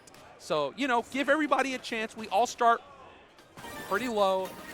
Let things breathe for a second. Today's O-Tour could be in 2 months the champion of a major. So, you know, yeah, and the other thing, yeah, like you're saying, there's a lot of like beginner stuff for people. There's a lot of resources out for people to learn the game as well. If you're like watching this and you're like, man, Uni's pretty cool. How do I get into it? It seems kind of tough.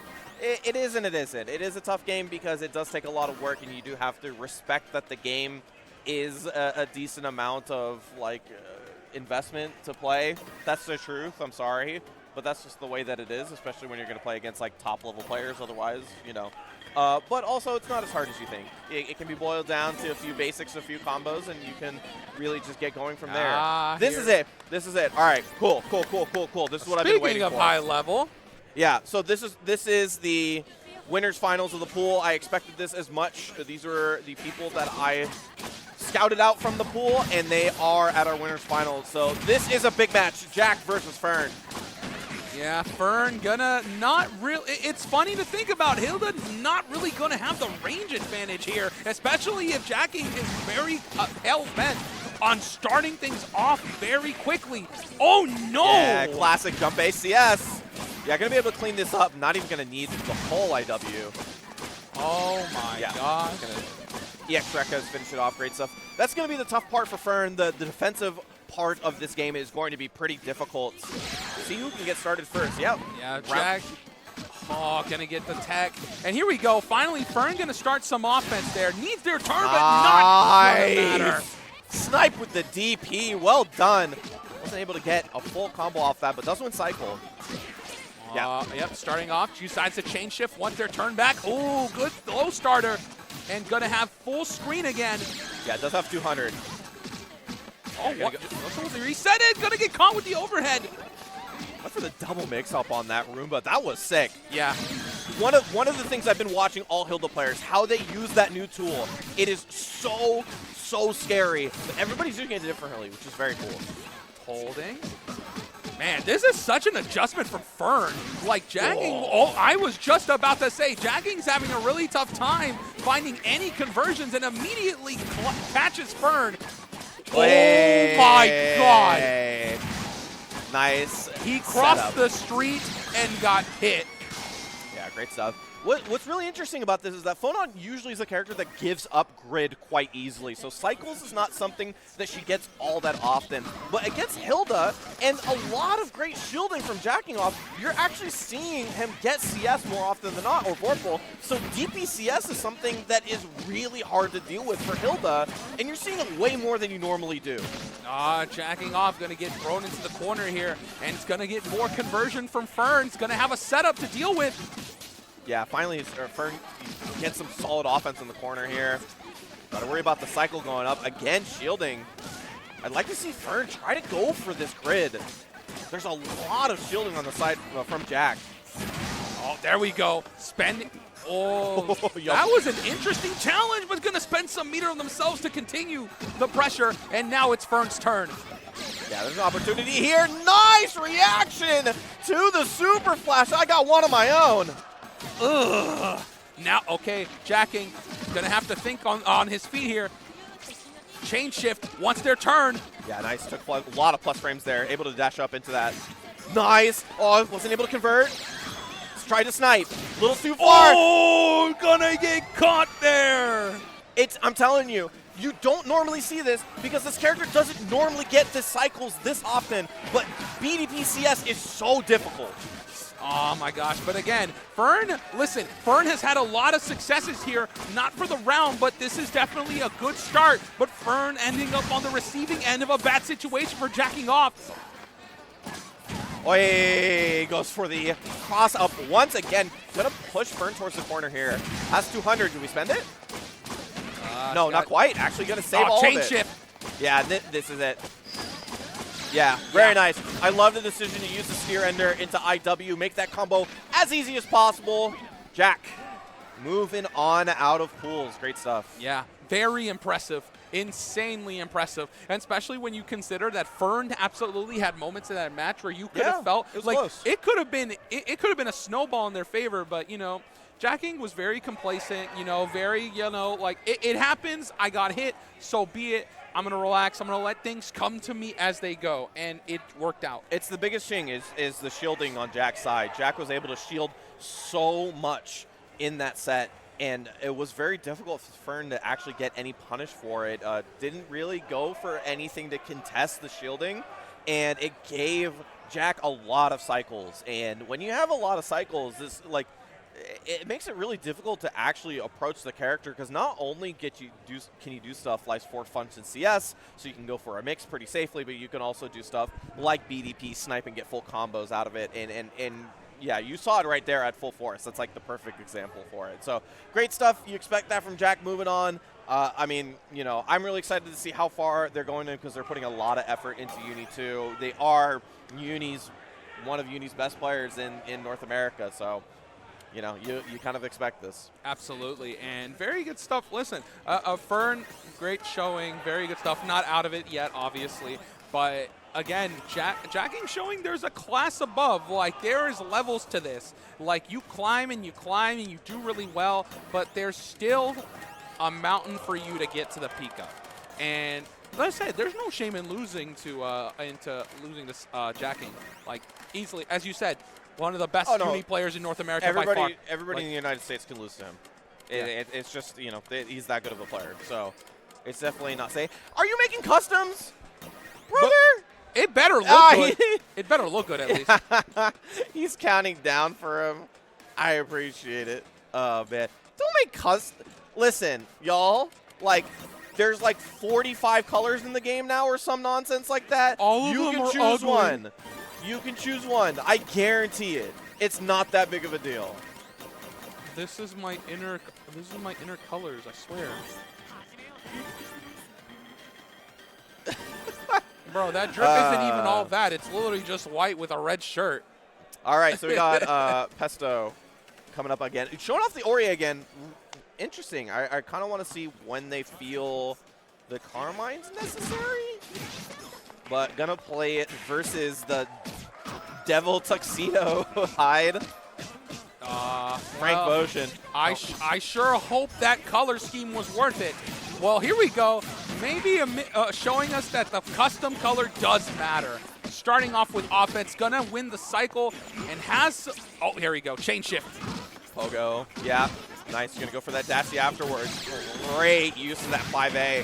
PapaPesto, I think, has shown how good that button is already in this tournament alone. Tailbringer goes the wrong way, unfortunately. Yeah, that's going to be unfortunate. Frank Motion in a lot of trouble here. Going to spend the meter. That's going to do it. Yeah, first game goes. All right, Pest. You know, I'm kind of nice. I'm kind of good at this game. Oh, using that unction wants to keep their turn. Yep, super. Oh, you saw he tried to go for the empty hop low, and PapaPesto was not having it. I love that he actually just pressed on that. Usually you see people just, block low because they're making that read. Instead, just took their turn. All right, conversion. Spending it. Yeah, this gives you a great knockdown. Love the little walk back as well. Got chain shift here too.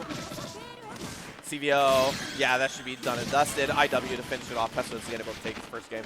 Great stuff great stuff. A Yeah, lot of he's control. like, man. You cannot be doing this right now. He's legitimately like, oh, you know, this PapaPesto guy's pretty good. Man. He's pretty good. The Orie is pretty nice. Just a bit. I mean, you know.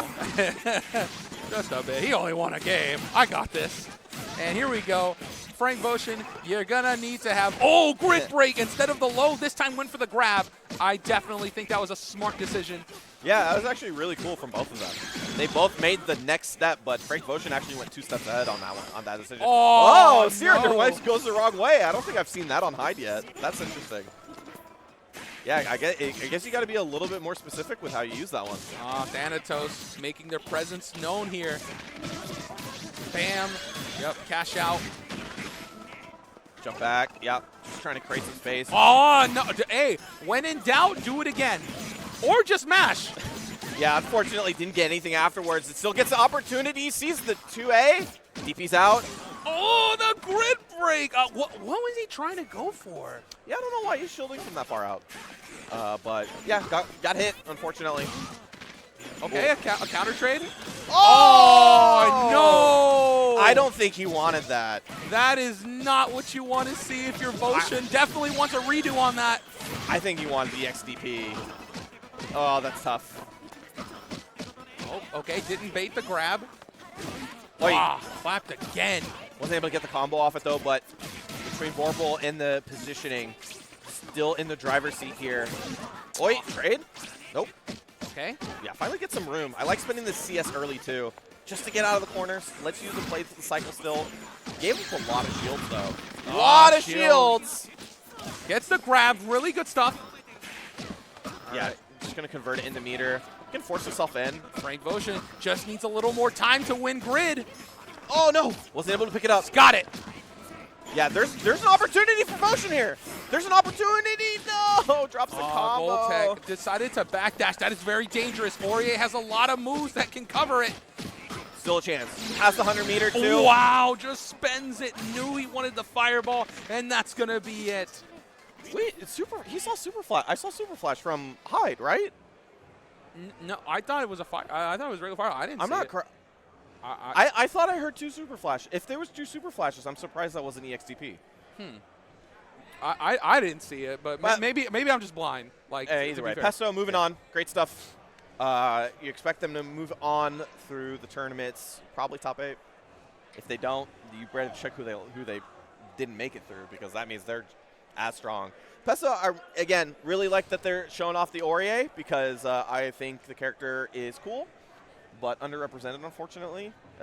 But great control. Love, one thing I want to highlight, love how after they got the knockdown, they're using that new Thanatos Super. Walked back outside of that 6B range, the scariest range that you could play in versus Hyde, and making sure that if he's going to do anything, he has to sort of extend. He has to spend either move forward, dash forward, or actually, go something or like a fireball or 2-2-A, something that's going to be a little bit more risky than just pressing a normal. So great stuff, good understanding of how to play against that character, and yeah, I mean, you expect it from Pesto. Absolutely, very good stuff there from Pesto. Again, the Orie, just like you saw, like the simplicity of it. Sometimes it's just like, hey, keep things on a groove, challenge when necessary, and apply pressure where needed. And I know it sounds like well, duh, like of course he's going to, but like understanding those situations and like mitigating risk and reward is literally what will really separate a really good player from a top player. Because that, you notice how like when top players challenge things, you're just like, why would they do that? That never works for me. It's because they've earned the respect of their opponent to not do so. So like, again, get to that point, and it'll become so much better for you. But here we go. We have Bear again, and he's playing against. I'm bad here. 2K? Got it. So Bear versus 2K. This is a Hyde mirror again?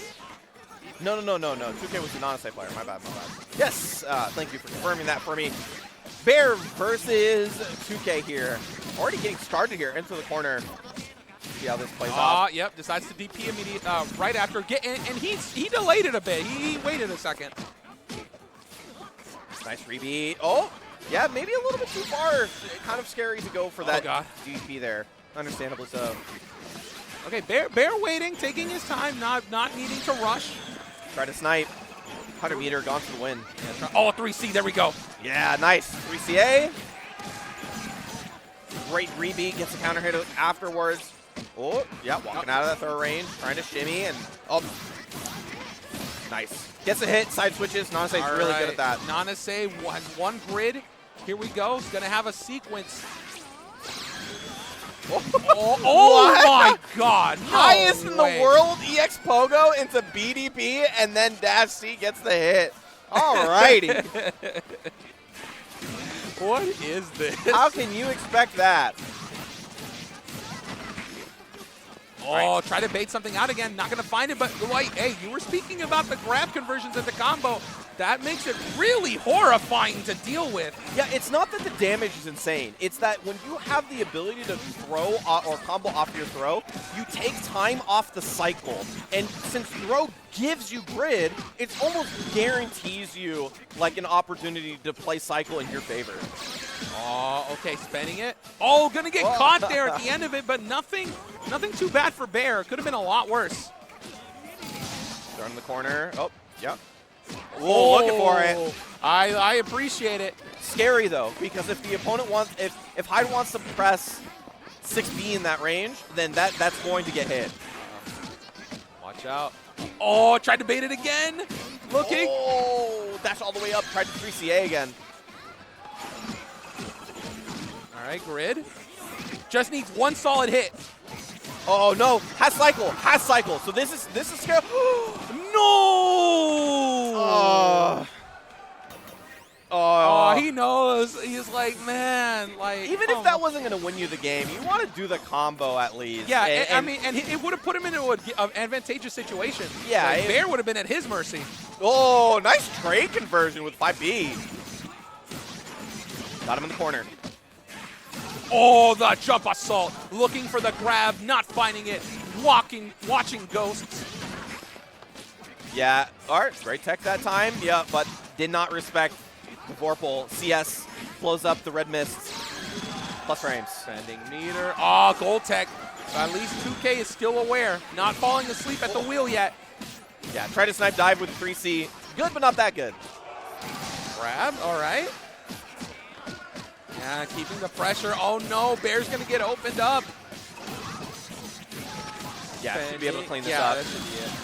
Yeah, very nice. CS right beforehand. A little bit of an optimization there. Get as much meter as possible. Oh, convert! Oh, very nice. That's not an easy combo. All right, goes. Oh, starts. Oh, gets the shimmy. Very good stuff from Bear. Finally being rewarded for doing it quite a few number of times here. Yeah, great stuff from Bear. Oh, ADP super. Oh, grid break. You just heard the shattering of glass. Yeah, stand shielding there. I'm not sure what he was looking for. Okay, now 2K is giving him respect. So definitely a battle of adaptation here. A little bit too far for the conversion that time. Oh no, wasn't able to get the combo. Plus frames. A little bit too far to get him, put him in a block stun. Gonna get caught with the EX, and that's gonna take the round for Bear. Yeah, gonna tie up 1-1. Bear doing really well actually to go through the cycle of options in the corner. 2K's eating it up, but unfortunately it's not. It needs to be leading to keeping them in the corner here. And challenge there from 2K. Yeah, taking a shot, and again, because Bear's been going back and forth, so definitely a good awareness there from 2K. Yeah, another big hit for Bear. Backed up. Oh, yo, just raw force function. When in Rome. Actually, great. First time they've brought out that option. So definitely unexpected from their opponent. And Bear getting a round of applause from the Dallas homies. Yeah, it seems like the crowd has showed up for their homie. Love to see it. Love to see it, especially it's going to be at this tournament. You're going to see a lot of regional rivalries here, especially there's the three huge cities in Texas. You know, obviously we're here in Houston, but you're going to see Austin and Dallas and maybe even San Antonio all show up. 4 big cities, I should say. My bad. Most definitely. American school system. Geography's not my best thing. Oh, it's never been mine. Texas, right? That's all I know. Texas. Yeah, Texas, right? Yeah, we live right next to each other. Yeah, what's really fun is Texas is like one of the only other states that I can talk to about like actual travel time, because Texas is one of the few other states that actually measures the amount of time that they drive in time. Like if you talk to anywhere, you talk to like people from like the north, or you talk to people from like northeast or something like that, they'll be like, yeah, it takes like 2 hours, or it takes like it's like a 30-mile drive. It's like no, that's a 2-hour drive. Yeah, because it doesn't matter. It doesn't matter. It's basically the equivalent of the rural. If you go by that rock over there, by that one tree, by Bill's tree, and you pass the 3 cemeteries with the toe, you'll get there, and everyone just knows what you're talking about. Yeah, so you're going to see a lot of regional rivalry here. Obviously, a huge Texas's storied history in the fighting game community, not only now, but for a long, long time. Some of the best players that have ever come out from the United States have come from this state. And excited to see how far we're going to go with this one, as we're going to see Uchiha coming back up on our stage once again, showing off the Gordeau. I am loving it. Yeah, Gordeau, very cool character. This was actually the first character I ever wanted to play. I think it's a lot of people's first character that they want to play. And it's honestly, it was the Gambit color. It was the Gambit color for me. This character, fortunately or unfortunately, is so cool. Yeah. Like, that's the problem, right? It's like, you look at characters like that, and you're just like, okay, of course I have to play them. I don't care what tier they are. I'm just going to play them because they're cool. But honestly, like, you can see it across the board. Everybody likes playing this character because he is actually got such a cool toolkit. And we're going to see a little bit here. DatBoyUchiha versus EcoWhale coming back up on the stage. Trying to set up underneath. Maybe thought Uchiha was going to get caught walking. EcoWhale not looking to be eco-friendly with Uchiha. Oh, that drop combo hurt so much. Had 200 meter, so was definitely going to go into that super. Side switch. Now the corner. This is really bad for Byakuya. Oh, spending the meter, does not care. Oh, no. Has this life lead, but is not able to capitalize with the meter, with the life lead, because of these drop combos. Grid break. This is such a terrible situation. Oh, going to get hit again, and that's going to be the first round for Uchiha. Yeah, honestly, EcoWhale kind of dropped it. With the meter, with the life lead, as long as you hit one of those combos in the super, you're almost guaranteed to win the round. Bailing off. All right, definitely going to try to... doesn't get anything else off of it. Tried to snipe there. Any movement would have been able to combo into that super. Starting off. Oh, counter hit. EcoWhale getting a little antsy with the buttons. Nice. Has 200, has cycle. Yeah, great shielding, actually. Yes. Just wins them the cycle. Gonna CS a little bit too far. Don't know how I feel about that one. Spending, yeah, once their turn back, bam, done. Yeah, and double assimilation gonna take it. Yeah, just interesting to see that side, maybe a little bit of a panic CS. Saw Uchiha kind of standing away from them, wasn't doing anything, so just CS to kind of try to get the lay of the land. But at that range, especially when they're not running any Oki, you kind of want to use it to force options out of your opponent, whether defensively or offensively. Oh, okay. Starting to notice EcoWhale a little bit more hesitant after that round. You saw the jump assault, did not challenge or shield or do anything. Was a bit afraid, but is going to get a punish here and the side switch. This could be the start. Yeah, going to get a knockdown here into super. Yeah, EcoWhale, like I was saying before, one of the Byakuya players likes spending super as soon as they get it. Fail off. None even want to deal with it, but doesn't matter. Byakuya not too keen on caring what you want to do defensively. Just built 100 meter. That's huge. I mean, getting rid of the veil off without any issues is a big deal, but like this is also a huge, huge deal for EcoWhale. Has the opportunity to clean this up. Block the overhead. Good awareness there from Uchiha. Gonna get the grab. Yeah, you'll take that trade if you're Byakuya. EcoWhale able to keep Uchiha in the corner here, gets a hit, able to clean up the round. A much cleaner round from EcoWhale. I want to see that more often. All right. This is all about adaptations, right? And you like to see this. Players realizing that, hey, maybe my strategy isn't working. Time to take things up a different notch. Yeah, try to snipe again with the 2-2-C. Ripping the air. The jump assault will come through for Uchiha. Nice. Oh, sees the green. Yep. Easy grid break. Wasn't able to get the knockdown that they wanted out of that. But grid break going to guarantee DatBoy. Wow, the the audacity to just run up and try a grab. Spent CS there instead of meter. Quite interesting. Maybe thinks that the IW on the next combo is more important. Okay. Uchiha taking their sweet time, not trying to do anything too rash. Plus frames. Ooh, charging it. I think that threw off EcoWhale. Fortunately, not going to take big damage, but this is a conversion. Yeah. Maybe can do it with CVO? Oh, no, actually got it with the IW. I didn't think he was going to build enough meter, but after the CS, great stuff. Good routing there from Uchiha. 5K combo for Gordeau. This character, slightly low damage versus the rest of the cast, so finding 5K out of your combo, very cool. Yeah, and Uchiha not afraid to use Jump Assault a lot. It's been getting him a lot of mileage against EcoWhale, but EcoWhale, oh no, gonna drop it, not a real meanie. And now it's Uchiha's turn, gonna get the side switch and the corner. Yeah, I'm telling you, these drop combos are killing you. Yeah, easy grid break as well, sees the green, gets the throw afterwards. Getting a little bit loose with these shields, especially when Uchiha has cycle. No. CVO. Yeah, EcoWhale super antsy, gonna cash out. This should do it. Yep, and that's going to be Uchiha moving on through the bracket. Yeah, a couple of really sort of greedy decisions from Uchiha. From EcoWhale. Shielding once the opponent has green or has a cycle like that. Very, very scary for those reasons that you saw. Being able to go in, able to CS anything, and then if you see the green flash really quick, that's an easy grid break punish. And drop combos.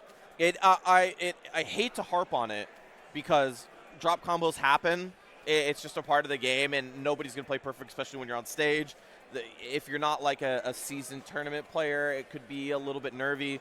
But for Byakuya specifically, it hurts more than you think. Like, the character is completely built around this concept of getting the hit, carrying the opponent to the corner, building a lot of meter, and then converting it into that super, and then being able to run Oki on their opponent. Like, this is why the character is so good. This is why the character is really strong in tournament, because at the end of the day, it all leads down to this. You don't have to, like, it's not like you have to, you know, get the stars aligned for every matchup. It's like, this is it.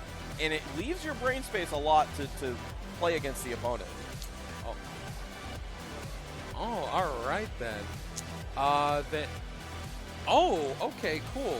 Then we've just been informed that we are going to move on to Granblue now. So for those of you who are looking for some more action and variety, Granblue's going to be up next. So I've been Mr. J. Hi, I'm Sammy Fish. Thank you guys for joining us so much. Stay tuned for more Texas Showdown 2024. It's going to be a great weekend. I'll see you again. Quanba's latest iteration improving a very short travel distance for a push button. KS is short for Snap In, Short Throw. These products are available online and at the pop-up store at TXS24. Don't forget to use the TXS2024 discount code to save big at checkout. Enter Arcade Shock's all-in-one customization service. We're proud to have our beautiful TXS 2024 Orie Fighting Stick Alpha Arcade Stick customized completely via this service. Enhance your next controller build with the customized stick top artwork, push button artwork, underprint artwork, and even side panel prints. Don't forget to use the TXS 2024 discount code to save big at checkout. If you're a fan of scaled statue, model kit, and anime figures, Big Bad Toy Store has it all. The pile of loot gives you the ultimate flexibility when shipping your items. Now, any shipment you release will ship for $4. No minimum, no maximum. Be sure to check out their latest offerings often. You might find your latest addition to the collection up for order. All games in the TXS24 lineup have Matcherino support. 100% of the money raised on Matcherino goes straight to the winners. We don't keep any of that. Make use out of the free coupon codes as well and support your favorite scene this weekend. You've seen them, you love them. Spiff is back this year vending at Texas Showdown 2024. We're blessed to have them as a local vendor. Be sure to use code TXS24 and save 10% off in your cart at checkout. Come check out their newest apparel drops for 2024 at their on-site booth in the pre-function area just outside the main ballroom. No stranger to the local FGC crowd with a shared passion for retro and current fighting games, Luis is locked in on becoming the go-to FGC lawyer for local Houstonians. Houston FGC, if you find yourself in a 9-1 legal matchup not in your favor, hit them up. Remember, local gamers, if you need the appropriate litigation services, be sure to reach out and set things up accordingly.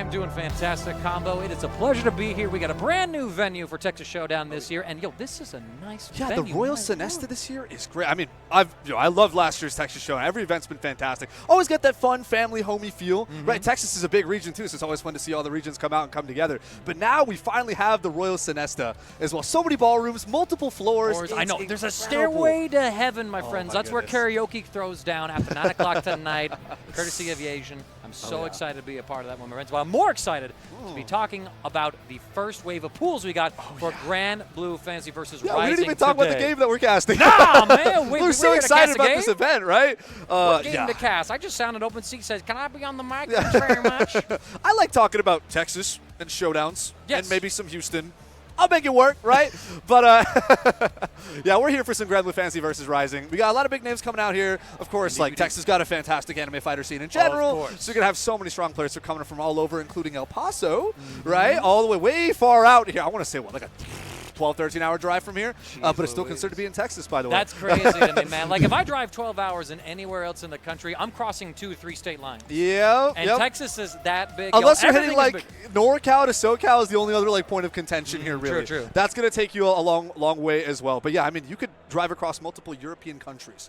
I know, at that right? length. And they all go, yo, an hour's too far for me, and I just go Yep. amateur. So I got people out home in Colorado that drive like 2-3 hours to come to our locals because they got to go from Cheyenne all the way down into Westminster, Colorado. So I got absolutely crazy. So we are currently getting set up right now for my friends for Grand Blue Fantasy We got versus players Rising. on the stage, you know. Yep. We're just hanging out, we're chilling. Hope you guys are all having a fantastic time as well. Stay hydrated, grab a snack, get locked in for our first set of pools here. It's gonna be a nice chill vibe, you know. People playing the game, you know, doing the thing that they do. Doing the things that we do. And we got tons of talent here at this event as well. Just in this wave of pools, my friends, there's a couple of names that do stand out. We have Elsa, champion of Slashback, pulling on up here in this pool wave, as well as Zerom, third place at the Arxis World Tour, second place at Frosty Fausting. So we will be seeing them a little bit later on stream. But our first match is up here on the stream.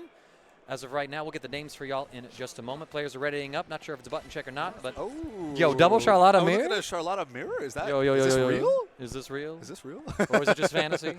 What kind of rhapsody Grand Blue is fantasy? Is this the real? Okay. Let I the mean, intros, okay, you know what? You don't let intros rock for a button check. yeah, not a button check, right? Like this has got to be legit. Oh my goodness. Charlotta on Charlotta. We're going to be seeing people rolling their faces over their controllers, getting each other's face, just complete rush out, complete pressure. Yeah, it's going to be. Whose turn is it? We're about to find out. Indeed we are. Okay, wait. I'll roll in. Immediate whiff punish there. All right, get a nice conversion of cash. And that was my suspicion, actually. Player 1 is, in fact, Zerom, my friends. I haven't been able to, I've looked at the gameplay. I've commentated the man several times before, and I mentioned him earlier as well. Third place at the Arxis World Tour, second place at Frosty Faustings earlier in Chicago this year, and, certainly one of the favorites to take this entire Oh, yeah, that's going event. to be a high seed that you're going to be looking at for sure. I mean, again, living up to that title, too. Zerom barely taking any chip. There's going to be a throw tech out of corner here. We have an approach out of corner with the heavy special, but no, it's going to get melee punished with the low. And that's first Hazir, I'm going to assume it's pronounced Hazir, is a Houston, Texas local. They're a regular attendee of the Yomi brackets that are out here. And they came on up here and, you got Zerom round one. We're playing the Charlotta mirror. Yeah, it's like no matter what, you always got to take that honor of being like, you know what? You're a man of culture, right? We're playing the same character. We know the game that we're getting ourselves into. So Nice let's tag. run it. We're able to avoid the noble strategy. We're getting some offense here. We're not falling through the throws. Until that moment, we tech it.